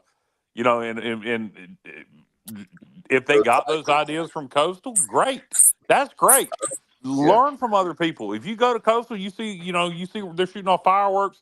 The week before our game, they did the drone show there. If we got those ideas from Coastal, great. I don't care. Yeah, exactly. That's a good thing. To me, seeing something somewhere else and saying we can implement that in Greenville is a good thing. Kenny, I have to give you credit, bro. I'm not too far from you the last 2 years, and you do an excellent job of your music tailgates. In fact, if you need anyone, let me know. Hit me up, Kenny. I will always look out for you with friends of mine that can come play for you. So I know he's like me. Kenny likes to rock. I remember that. Kenny's working on his music lineup. You mean like bands, groups? What's he talking about? He's got musicians that mostly acoustic from what I've seen, but they're extremely they're very good, very, very good. And hey, Dave, that could work two ways. Maybe Kenny. What kind of music? Kenny like rock, country, that kind of thing. Okay, it's really good. Yeah, but Kenny's got a lot of connections in the music industry. Maybe he could hook you up with some acts for the Snack Shack. Absolutely. Yeah, man, Kenny, I didn't know Kenny was a big music guy. I mean, Kenny needs to talk. Oh yeah, he is definitely. Yeah. If you're friends with him on Facebook, he's always at a show like in Greenville, Washington, local music. So give him a shout out, because that's good stuff. We'll try not to. Some of our fans don't like us to talk about music and concerts, but we're after. Really? What one fan complained about that? I'm sure it's more. But no, I don't think it was. You can't ever talk about music or concerts. I think that person. That's a different situation. No, don't talk about it when it's when we're talking baseball. Yeah, well, we don't. We finished up baseball. No, we're doing it exactly right. That person would not have an issue with this. Pre-game concerts, exactly, Craig. Just like here's what I would say. Well, they did that. They did that a little bit. I know, but basically, John Gilbert even said that. In other words, they kind of had to, to be fair to them, based on when the Skills Fieldhouse and everything was torn down, they kind of just had to piece a concert, like lineup together. But I tell you what, Alan, this year, when speaking of concerts, they're going to have all the shows that normally would be at Town Common. That concert series is going to be underneath the stadium in the concourse area, and they did a good job. They did a good job with the show. What's the guy's name? Oh my God. Greggy and the Jets. Thank you, Greggy and the Jets. Thank you. It was the Elton John tribute. Do stuff like that because you can get a ton of sponsors and you can get a lot of people there pregame. And the people they had, like the main event band, I know that the Embers, they had some good groups like they would normally play there. So some of the I know that Kyle doesn't like tribute bands, but they are popular and they get a lot of people. Greggy and the Jets are on a different level. I mean, I agree. I'm not a big tribute band guy either, but they're as good as I've ever seen. I saw somebody was it going to be at the State Theater? I don't know where it was. It might not have been the State Theater. I saw somebody was going to have an Eric Church tribute band. Like Eric Church tribute band. Come on. I swear to God. So Dave, crazy. So Dave, are the shows coming back? What IBX and Henry normally do at the Town Common? Are they going to be doing it again this year? I haven't heard any promotion on that yet. They are good friends. Ernie Shepard with a tribute band, Trial by Fire, their Journey band. They're going to be there in May. That's how I found out. But they're going to be under the stadium for the entire series. Okay. Because that worked out really well last year. Except for the ladies in the front row that were under the big drip. Yeah. had a little leak in the roof. But they were at they would have got rained on anyhow, if it was outdoors. But yeah. That was crazy. That was a great but it's a big drip. It's a great. It was a huge drip, Kyle. It was crazy. Yeah, coming down for Greggy and the Jets. And it barely missed all of the thousands of dollars of equipment. Yeah, no, that is true. That is true. That would have been a mess. But really, I again, tribute bands, if you get a chance to see Greggy and the Jets, do it. They were or Trial by Fire. Yeah, Trial by Fire is great too. I had them, Ernie, I've had him twice, once in Williamston and once at the State Theater. And Trial by Fire. If you love Journey, here's my thing. Okay, I know Kyle, you're talking. It's not really a tribute band, but Stevie, what is the name of that group? You help me get the title right. That's going to be playing up in Littleton. Bad Company or Badco Legacy. It's got that's not really a tribute band. Right, exactly. See, I would go see them. That's got two former members, now not the original lineup, but they were members of Leonard Skinner, of Bad Company. That would make sense. The former lead singer of Bad Company, like around 95, and then a guitar player from Bad Company, what was it, 86 through 95? He was with them, Stevie. Yeah. Okay. So you got two former members, and then some other guys. It's called Badco Legacy. I would go see them. That's somebody that they should look for, to do a pre-game concert at ECU or the Town Common Series under the stadium. Wins giving us $5. A Kid Rock pregame with Big Flyover. Kid Rock puts on a good show. He puts on a Kid Rock pregame. We're going to spend a lot of money. Yeah, that's what I'm thinking. I'm not sure that's in the budget. You know who I'd settle for? Hey, say it with me, kids. On 3. 1, 2, 3. Ward Davis. Oh boy! Hold on, let me get my bourbon. Hold on a minute.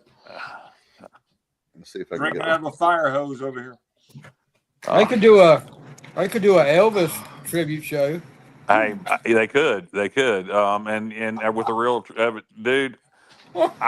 Did you see what I posted on my Facebook? I mean, what? I saw several things. Well, it would be in relation to what you're talking to, because I get your joke. I get your so you know what I'm talking about too. I don't remember seeing anything. I would go, Craig, if there was. I like Whitesnake. Yeah, very underrated. But yeah, there's a lot of bands. Look, what I'm trying to tell you guys is, here's the thing. Okay, let's talk about Journey. Okay. Let's talk about Journey. They're playing in Greensboro Coliseum in May, right? Sure. All right. There's only left now. There's Neil Schon. That's it. Yeah. So you're paying $300 or $400 to see a band that used to be Journey, but only have one original member left, or you can pay $10, $20 and you get a better show. I'm just saying. Well, I don't know about better show because Neil Schoen is a pretty significant part of He Journey. is, but that Jonathan and he can. Yeah, I don't know about that one, Dave. I wouldn't pay to go see it. I You wouldn't. either like tribute bands or you don't. I mean, you Yeah. can't force somebody to I know, like but I'm something. just saying the Journey. But I know, but the Beach Boys, I can start naming off a whole bunch that have been living off their name, and they have now. It's just down to Mike Love. I mean, you can Journey. A lot of these bands were getting older, man, and are you going to pay a huge amount for Journey? Like the band, the name, they have their name Journey, but that's about it. I mean, they got a Filipino. He's good though. He's good. He's good. He is really good. Ardell's good. No, I know he's good. I'm just saying, it's not Steve. They're not going to Damn get Steve Filipinos. Perry. Yeah, I know. What? Damn Filipinos. That's not. Oh God! Get off my lawn. That's not the way I meant it. You know it. But just the fact that you could pay. Hey, there used to be this Filipino girl at a strip club I used to go to in the early 2000s, and good God Almighty, anyway. Yeah, go ahead. You want to pay $300-400 a ticket? That's fine. Never mind. For Journey, not for the girl. Go right ahead. I knew that was going. I'm not paying $300-400 for a Journey. Sorry, I've seen them like a Journey with the Filipino girl. Yeah, well, I mean, who's to say I haven't, Alan? But hey, Alan, that gives a new meaning to meet and greet, but the VIP package. But anyway.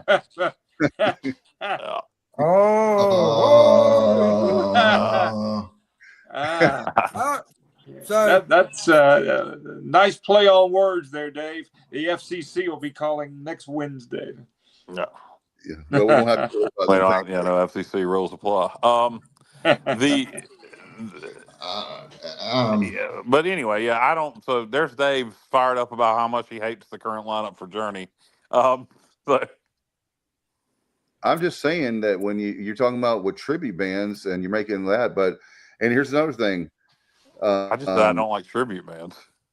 Well, there's a particular band that I love that I'll never be able to see live, Nirvana, and they have a really good tribute band called Nirvana. That's different. If the band is dead, like completely, there's no like Kurt Cobain is dead, and then the rest of them formed. Help me out, guys. Who did? What band? You're talking about Dave.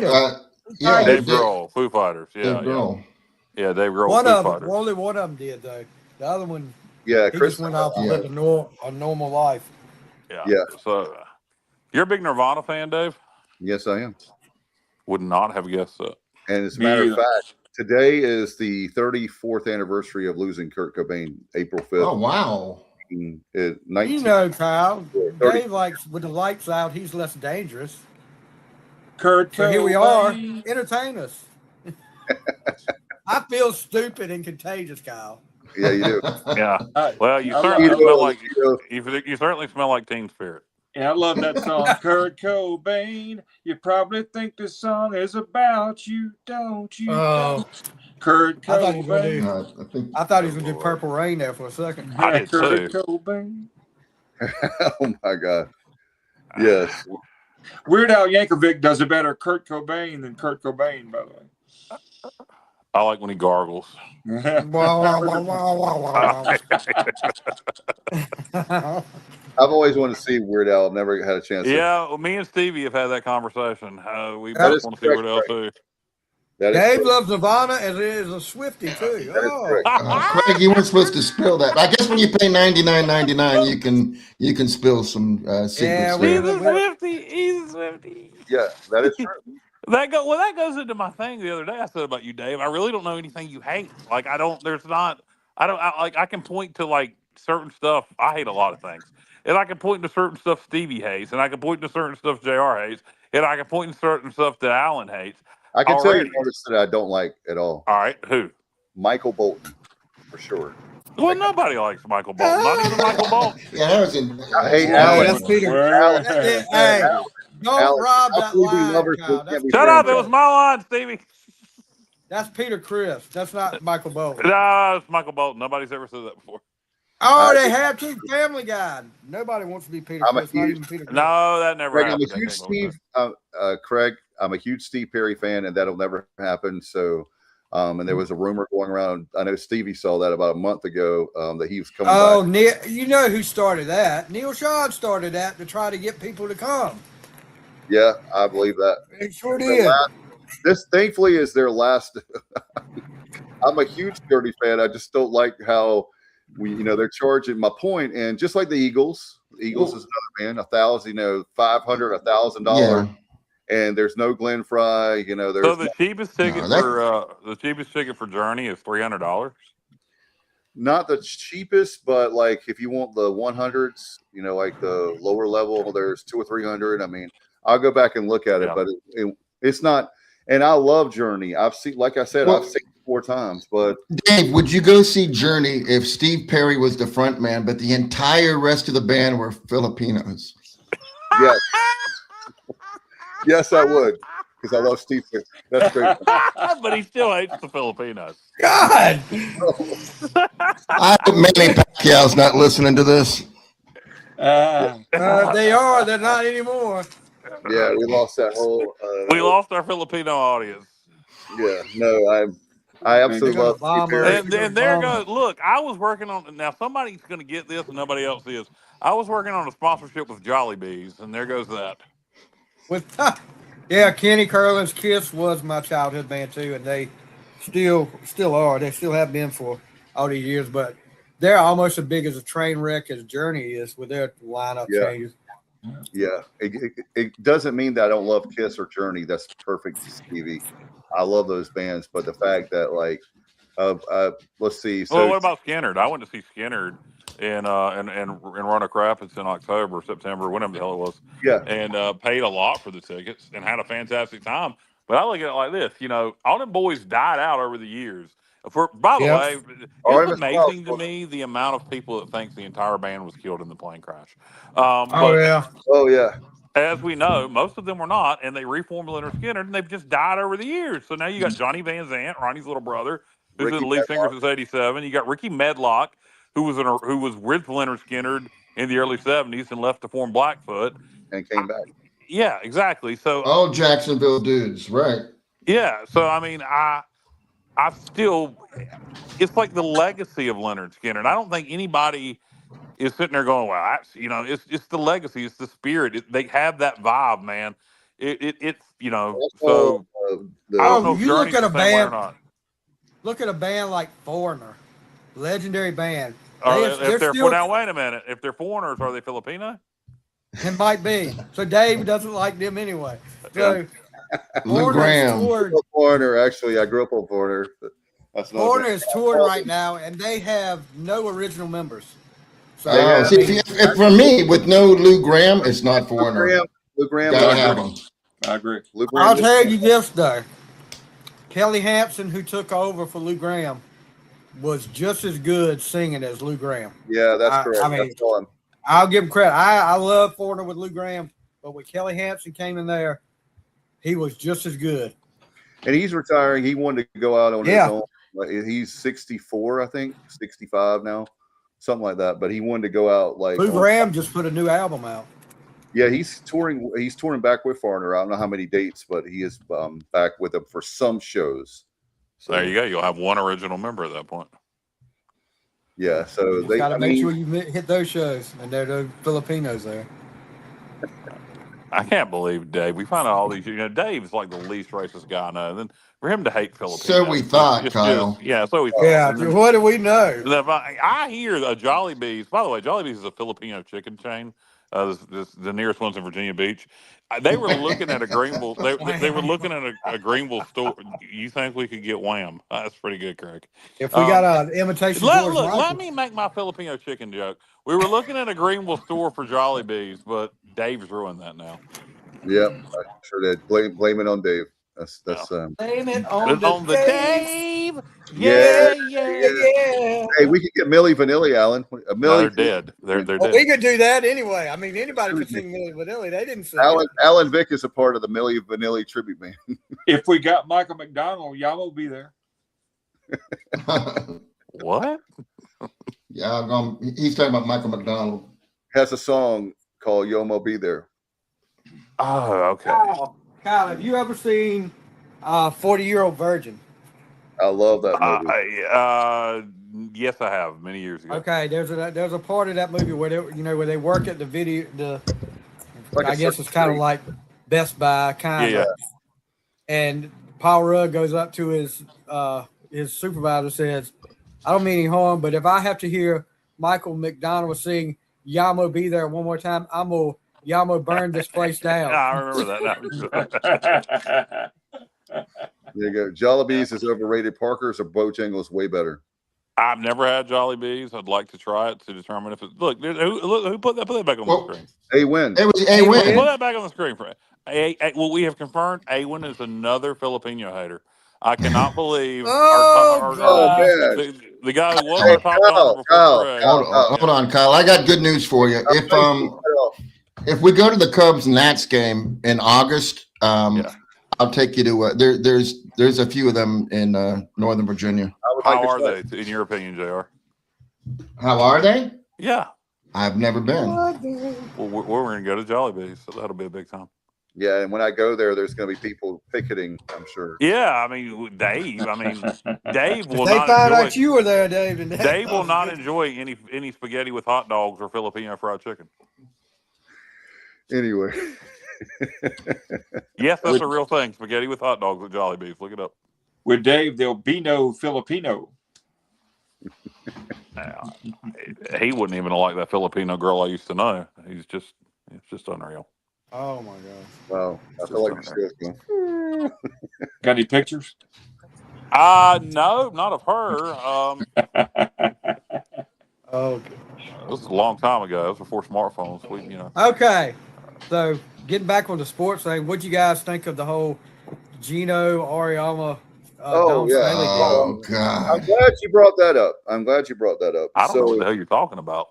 Oh, not a fan of Gino's. Never have been. No, and he showed he did exactly why we don't like him.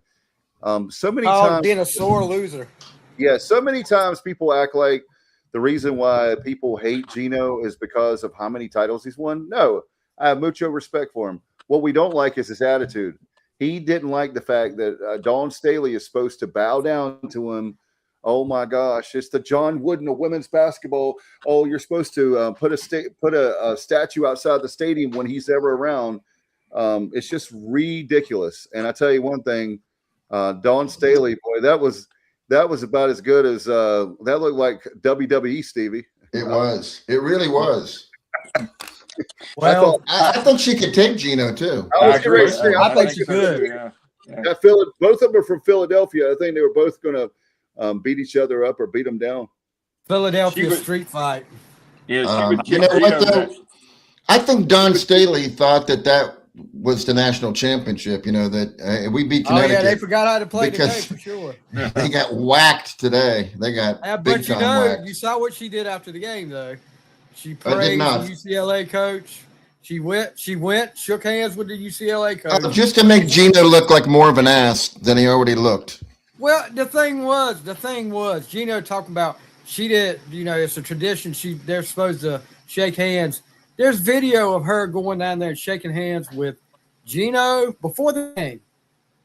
Gino and every coach on his staff. Oh, wow. I haven't seen that. And he talked about the girl getting her jersey ripped. The girl, his own player, ripped her own jersey.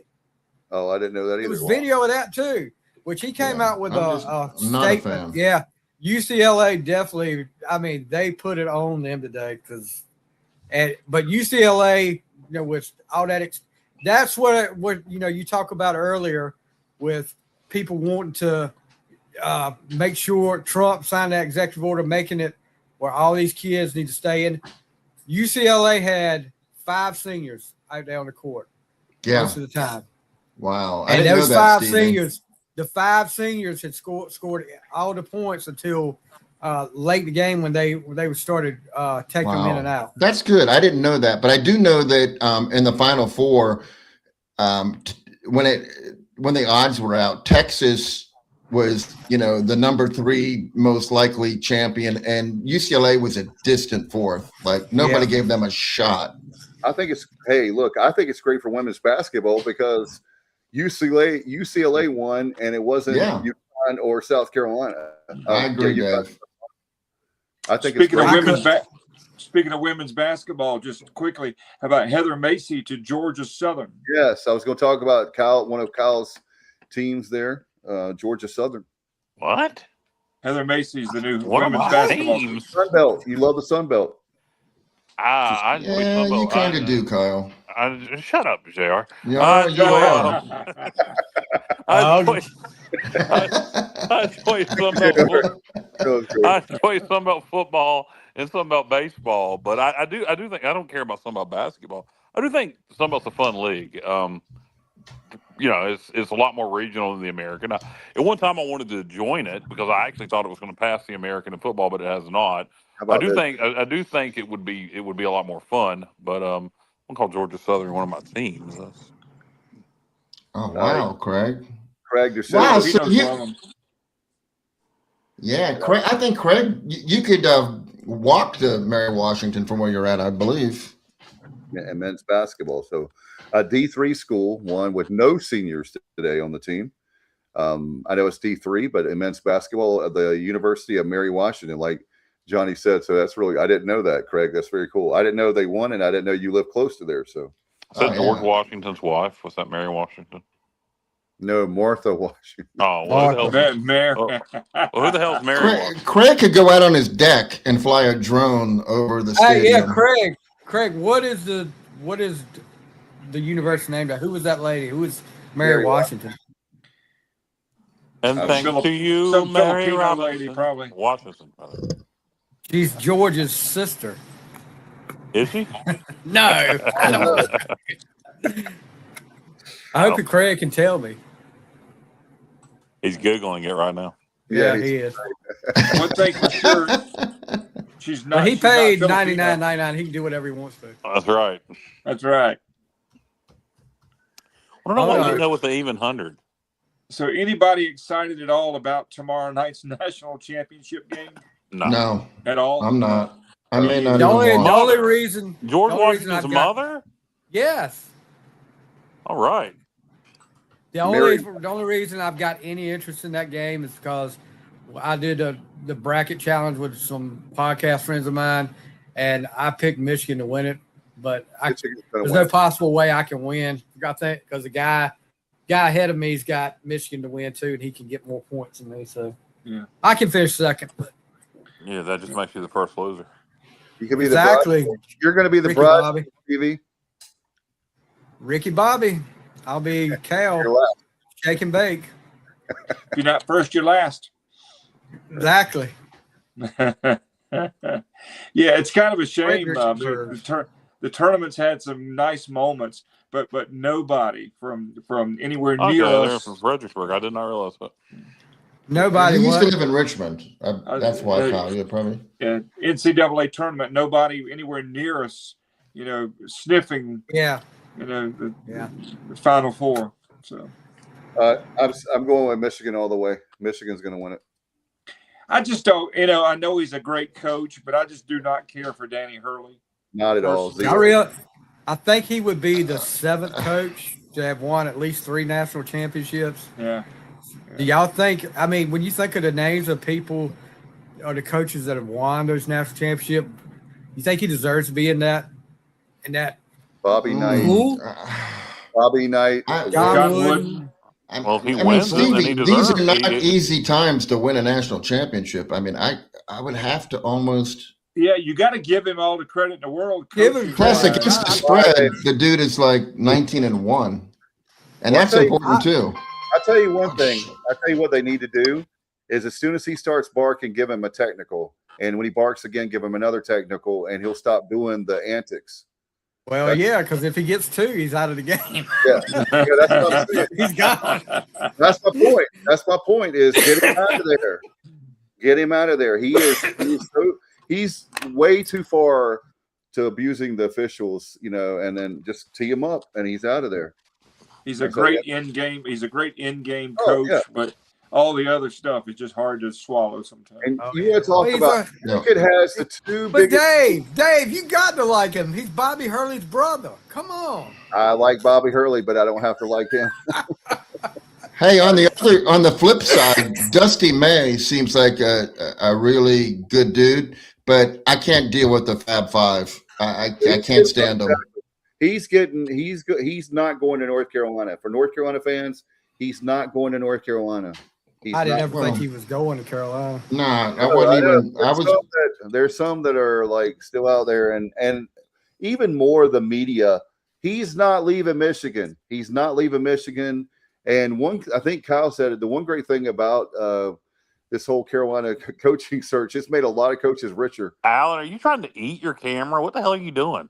I had to pick something up. I apologize. I thought you were sniffing it, like sniffing the lens to see. That's why I don't get on camera, because I'm looking that close the whole damn time. Your camera. You remember that? Sorry, I dropped something. I had to pick it up. That's literally why I don't get on camera, because I'm looking that close the whole time. And then there's the Alan, like, what are you doing? Craig just said, all the losers. Gosh, how would you pick them though? I mean, they would have to have. What was that? Hall of losers for the worst coaches and players of all time. I mean, Scotty Montgomery. Coaches I could see, but the players, you got a lot of guys that don't get to play. They would have a lot of people in.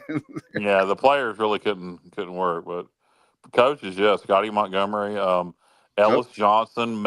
Ellis Johnson may be the worst coach in history. John Thompson. Here's Josh. Hey, Josh. Since Josh is watching now, I want some self gratification here. When you we do were that on your own time, okay? I know. Something was coming. I didn't word that correctly. I don't think it was that shot I took of bourbon for the Ward Davis comment. I think it went to my head. I just heard shot, hit, self gratification. I knew it was coming. Josh will tell everybody out there. Oh, hey, pipe down, Stevie. Josh out there when it was 9-4 Charlotte. I said we're winning this game. We are gonna win this game, and Josh will tell you that. I knew we were. Same thing, and I got in the shower, and boom. He's sipping bourbon right now too, and he didn't even hear. Yeah, okay. Josh, Ward Davis. How about Ward Button? Oh yeah, Ward Button. Cat skid steer loader. See that? I wish I could have shot something through the window. Oh yeah. Why didn't you throw your helmet? Because that helmet would fit through the window. Oh, good old Ward. Good old. You talk about worst coaching of all time. How about the Westmore tenure at East Carolina? That didn't go very well. What, like 15 minutes? Maybe. Wow. I had a joke. I'm not going to say it. That's still the damnedest thing I've ever seen. Oh, the guy that we hired, the women's coach. Yeah, he was a coach for a half hour, literally. Yeah, it was quite strange. Yeah, I think the worst coaching, just because I'm very familiar with the program. Oh my God, I can't watch this without bourbon. A-Win. Wow. A-Win. You gave us money, but you gave us money though, A-Win. What kind of bourbon, A-Win? Has any basketball tenure going well? How about speaking of worst coaches, Ricky Stokes? Yeah. Basketball. I'm going to go back again. I was trying to say earlier, Ellis Johnson at Southern Miss was as bad as I've ever seen. Was it 0-11? 0-12. 0-12, yeah. 0-12, taking over for Fedora, and had a ton of talent back, and they were just god awful. I couldn't believe that. I said, Woodford Reserve bourbon. What is it now? The type of bourbon. Woodford Reserve. Yeah, Woodford Reserve. Yeah, that's good. That's good bourbon. It's good. There's no Buffalo Trace, but it is good bourbon. Buffalo. What about you, Alan? What kind of bourbon do you drink, Alan? Not early times. I used to drink a little early times. He's going to the bottom shelf there. Save your money.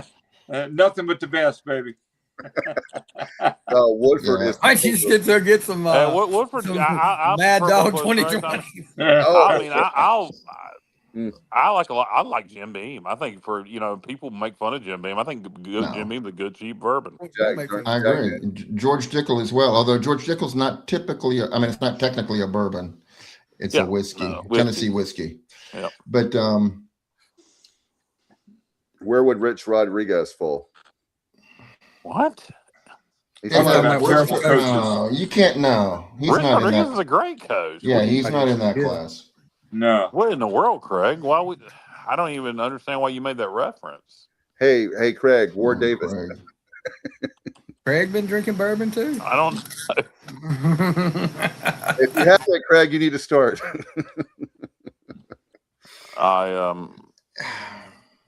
I didn't, until y'all brought it up and it became a thing, I didn't know I mentioned Ward Davis that often. So I mentioned him more than Cody Jenks. Well, you know what? He needs the promotion more.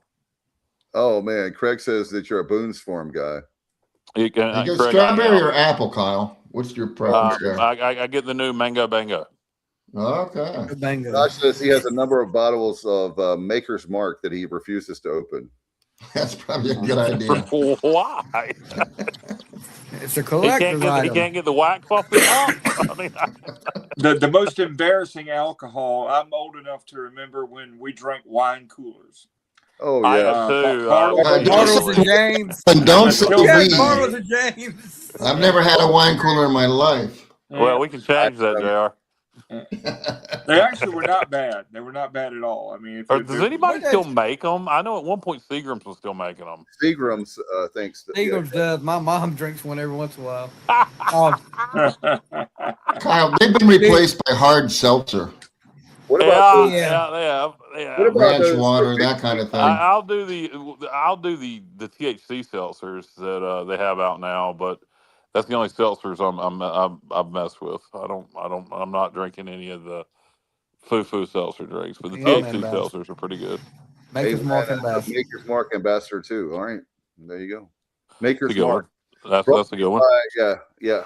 The official bourbon of the Sports Objective. If you like weeded bourbon, that's a good one. And I do. Same with Buffalo Trace. That's weeded too.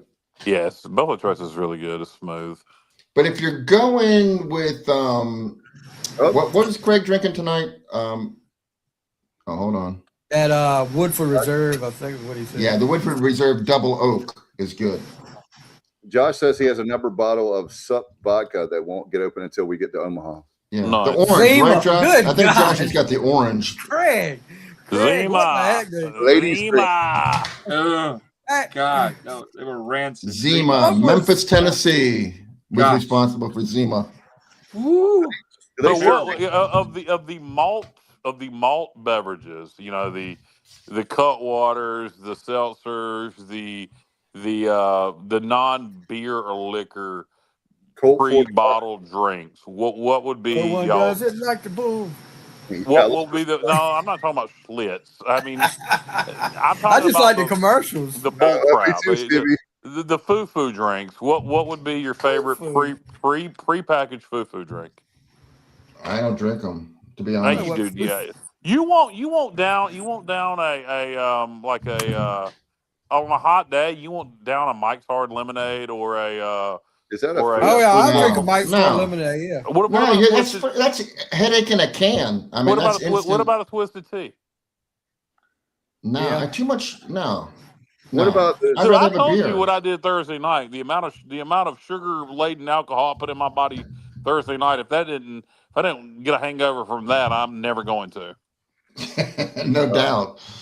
Unfortunately, I'm not built like you are. Friday to take a shower. Say what now?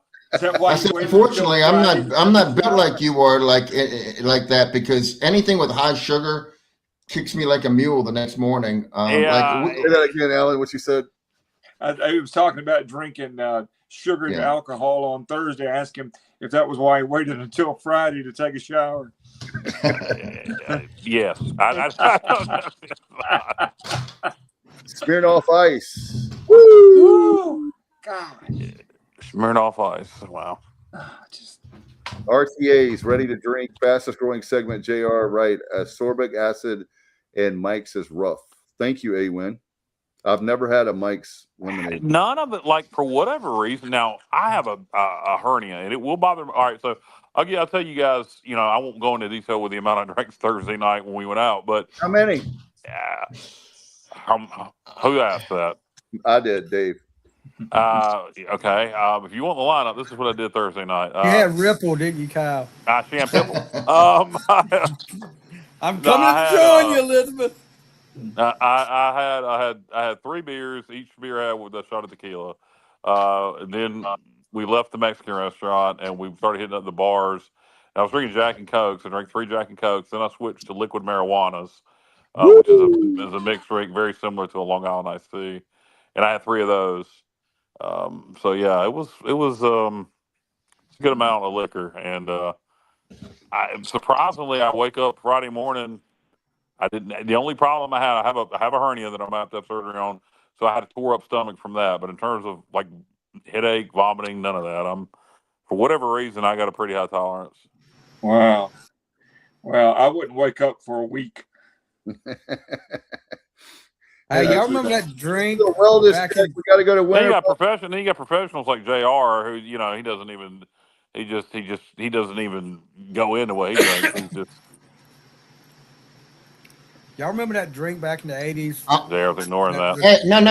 I'm not ignoring. Occasionally I got to let the dog out. I just came back. What did I miss? Who let the dog out? I said I gave my lineup. I said somebody like JR is a professional drinker, doesn't even give their lineup.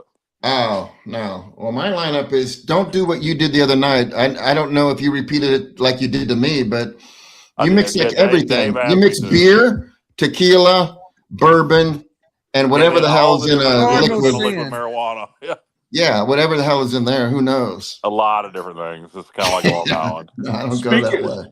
Speaking of things you don't mix, I think I mentioned this before: draft beer and antibiotics. You did. Oh, you did. Whoa. You did. Whoa. Actually, Alan, antibiotics and any type of alcohol would probably be a bad combo. Yeah, and I really did not know that. Seriously. Yeah, draft beer is probably your best choice. Yeah. So light. That's right, Johnny. I hadn't thought about that. Yeah. Man, good stuff. Stevie. Y'all remember that drink back in the 80s? Josh, don't let that stop. Josh, by the way, don't let that stop you just because you don't like her. That drink back in the 80s they called Cisco. Yeah. Oh my gosh. I never drank it, but I saw somebody drink. They said it was like cough syrup. I've had it one time. I had it one time when I was about 20. They were you know what I can't. You know what I can't stand, and I haven't had it in years. I don't know if anybody likes it. I can see JR maybe saying he likes it. He's either going to like it or hate it. Jaeger. No, I'm not a Jaeger guy. No, okay. No. Been a long time. Jaeger bombs. I hate black licorice, so I'm naturally going to hate Jaeger because it tastes like black licorice. So you have a Jaeger bomb? I've never had a Jaeger bomb. I've drank straight Jaeger, and I hate it because it tastes like black licorice. Yep. Yeah. I can't deal with Southern Comfort either, to be honest with you. The name, it sounds like something I would like, but no. You don't like how sweet it is? Southern Comfort and Mountain Dew? Yeah. No, I'm going to pass. Too sweet, man. Yeah. God. Good God. One of my favorites, we're going to do big strengths, is I like just Crown Apple with Sprite. Just simple Crown Apple with Sprite is great. Yeah. Kyle is the official bartender of the Sports Objective. He is, and he's. I'm holding 2 cans of Squirt, which I'm going to poison with some tequila at some point, and then report back to Kyle. Yeah, but I have not done that yet. I'm waiting for the perfect opportunity. Get you a lime wedge to go with that, and Palomas are great. I'll report back to you. The hangovers hurt worse than they used to. That's Hank right. Jr. was right. He was right. All my rowdy friends have settled down, Kyle. I'm on. Wow. Haven't settled down is yours.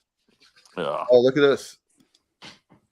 The NIT championship game is getting wild. Tulsa was down 21 and winning by 2 with 44 seconds to go. Nice. I didn't even know that was on. I would be watching that. I didn't know. Who's Tulsa playing in for the NIT championship? I didn't even know. Auburn. Oh, well, get it for the American Golden Hurricane. Yeah. I didn't know. I agree. Do it for your conference. The red, white, and the blue. Do it for your conference. So the red, white, and the blue. Alan, so much for that theory that okay, the last team out, they're just going to lay down in the NIT because they don't want to be there. Well, Auburn was pretty much the last team out, and they're like, "Hey, we got something to prove," which is goes to coaching. To me, that says they have the right coach. Right. Yeah, they were the last team out, and they were a 1 seed. Tulsa was a 1 seed in the NIT as well. So I mean, yeah, I agree. That's a great point, JR. I mean, I enjoy the NIT. I've watched a lot of it. I mean, yeah, I'm sorry that I didn't realize it was on tonight. I was thinking early this week. I'm in baseball mode. I've watched zero basketball. Anybody watched any? We talked about the football, the Louisville Kings with Steve Logan as offensive coordinator. Anybody checked any of that out? Stevie said he was watching a little UFL. Yeah, what do you think? Yeah, it was Birmingham and Houston was playing a while ago. Oh yeah, well we haven't talked any spring football. We're going to have a spring football breakdown. You know, obviously the obvious talking point, besides just overall on offense, is who's going to be the starting quarterback. We're not going to know coming out of spring ball. That's going to go into fall as it should. But I have a feeling it's going to end up being God, I can't think of his name now. The Miami kid. Help me out, somebody. I can't remember his name. Williams. Yes, Williams. I think is. I was muted. Yeah, because when you look at and the primary reason I think that is because the guy who's probably going to be our big play wide receiver on the outside has been practicing with him for years now, so they have that familiarity. And so I think that's going to give him a bit of an advantage coming into the season. Man, I'm feeling good about those wideouts. Yeah, I didn't think Ray was going to be one of the top targets. It looks like it. It looks like it. If he is, oh my goodness, because we know what Landon Sides can do, and we know what Brock Spalding can do. Yeah, we've heard. I've heard good things about Ray in practice. So wow. Yeah. Okay. That's awesome. Coach is high on him, and guys, I'm telling you, our football team is going to be really good. And one of the things that we talked about is I believe we've done very well in the portal, especially with offensive line, right? I like on paper. I like our offensive line. I like the potential of our receivers, and I like the potential of our running backs. I honestly, despite losing one running back to graduation and then 2 to Power 4 schools, doesn't bother me at all. I like our running backs room. I really don't think we have any drop off there. I think we're just as good there as we were. The wide receiver room is solid. I think it has a lot of potential. And I think on the O-line, we're still looking for depth. We offered a kid the other day that's still sitting in the portal. Apparently, NC State has some interest in him too. Aga thinks we have a good chance to get him, depending on how much interest NC State has. If NC State is serious about him, we ain't going to outbid them. But if they're not, we're his best offer so far. I'm really surprised he's still sitting in the portal. Honestly, he was. I have to look at his name see where he played, but he was a starter at the FCS or D2 level at a high level. Okay. So a kid we may add for some offensive line depth. Hey, that's great. And what about on the defensive side of the ball, D-line? We're creeping into doing a full blown preview. Yeah, we'll get into everything. I know. I'm just doing a quick. This is not like a whole. D-line, Coach really believes in the players he develops, and we're kind of where we were last year, where besides Carr and a couple other guys, the D line's kind of unknown. But I trust this coaching staff with D line development. I think we'll be fine. Overtime in the NIT. So I trust that the defensive linemen won't be playing with any handguns during the offseason either. Well, if they do, as long as it turned out like it did last time, we'll be all right. Oh wow! Tulsa had a 5-second violation. I guess they couldn't get the ball, and wow. Man, that sounds like a heck of a game that I'm not. Does somebody say overtime? Why don't we get out of here? We've been going 2 hours and turn on the Tulsa game. Watch the end of it. Yeah, that's That sounds like a Seems plan. like a good idea, Kyle. That's the best idea you had since Thursday night, Kyle. You know what? You could be right. Well, speaking of Thursday night, that's a nice segue. We'll have our on deck show, and that will be we're going to be going to Tulane, and we'll try to get our good friend Corey Glore on. So we'll be working. Hello, gentlemen. Hey, Craig, if Craig is still watching, I wanted to ask him a question, but I want to ask him when Justin's on as well. It's an umpire question. I have a way to tweak the system, and I just want to get their feedback on it. So, Craig, tune in. What are we doing? Thursday or Sunday, one or the other. Thursday night, and I'm going to run something by you. All right, Stevie, you got anything before we get out of here? No, just a good show tonight. Appreciate the donations tonight from Craig and Awen. No doubt. Yeah, very much so. Thank you, guys. Alan, Vic, you have anything, bro? Happy Easter. Thanks for the donations, and I'm really happy we found that second pilot. All right. Oh, yeah. The F-15 pilot. I thought you said we found him safe. Up a little bit.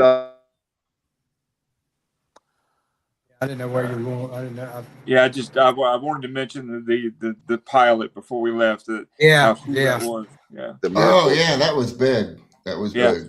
Yeah. No doubt. Yep. All right, Kyle, you got anything, bro? I'll just quote our president and say praise Allah. All right, Johnny. No. All right. See you on Thursday. Well, looking forward to it. My only thing I'm going to say, Ward Davis. Good night, everybody, and go Pirates. Dang it! That's the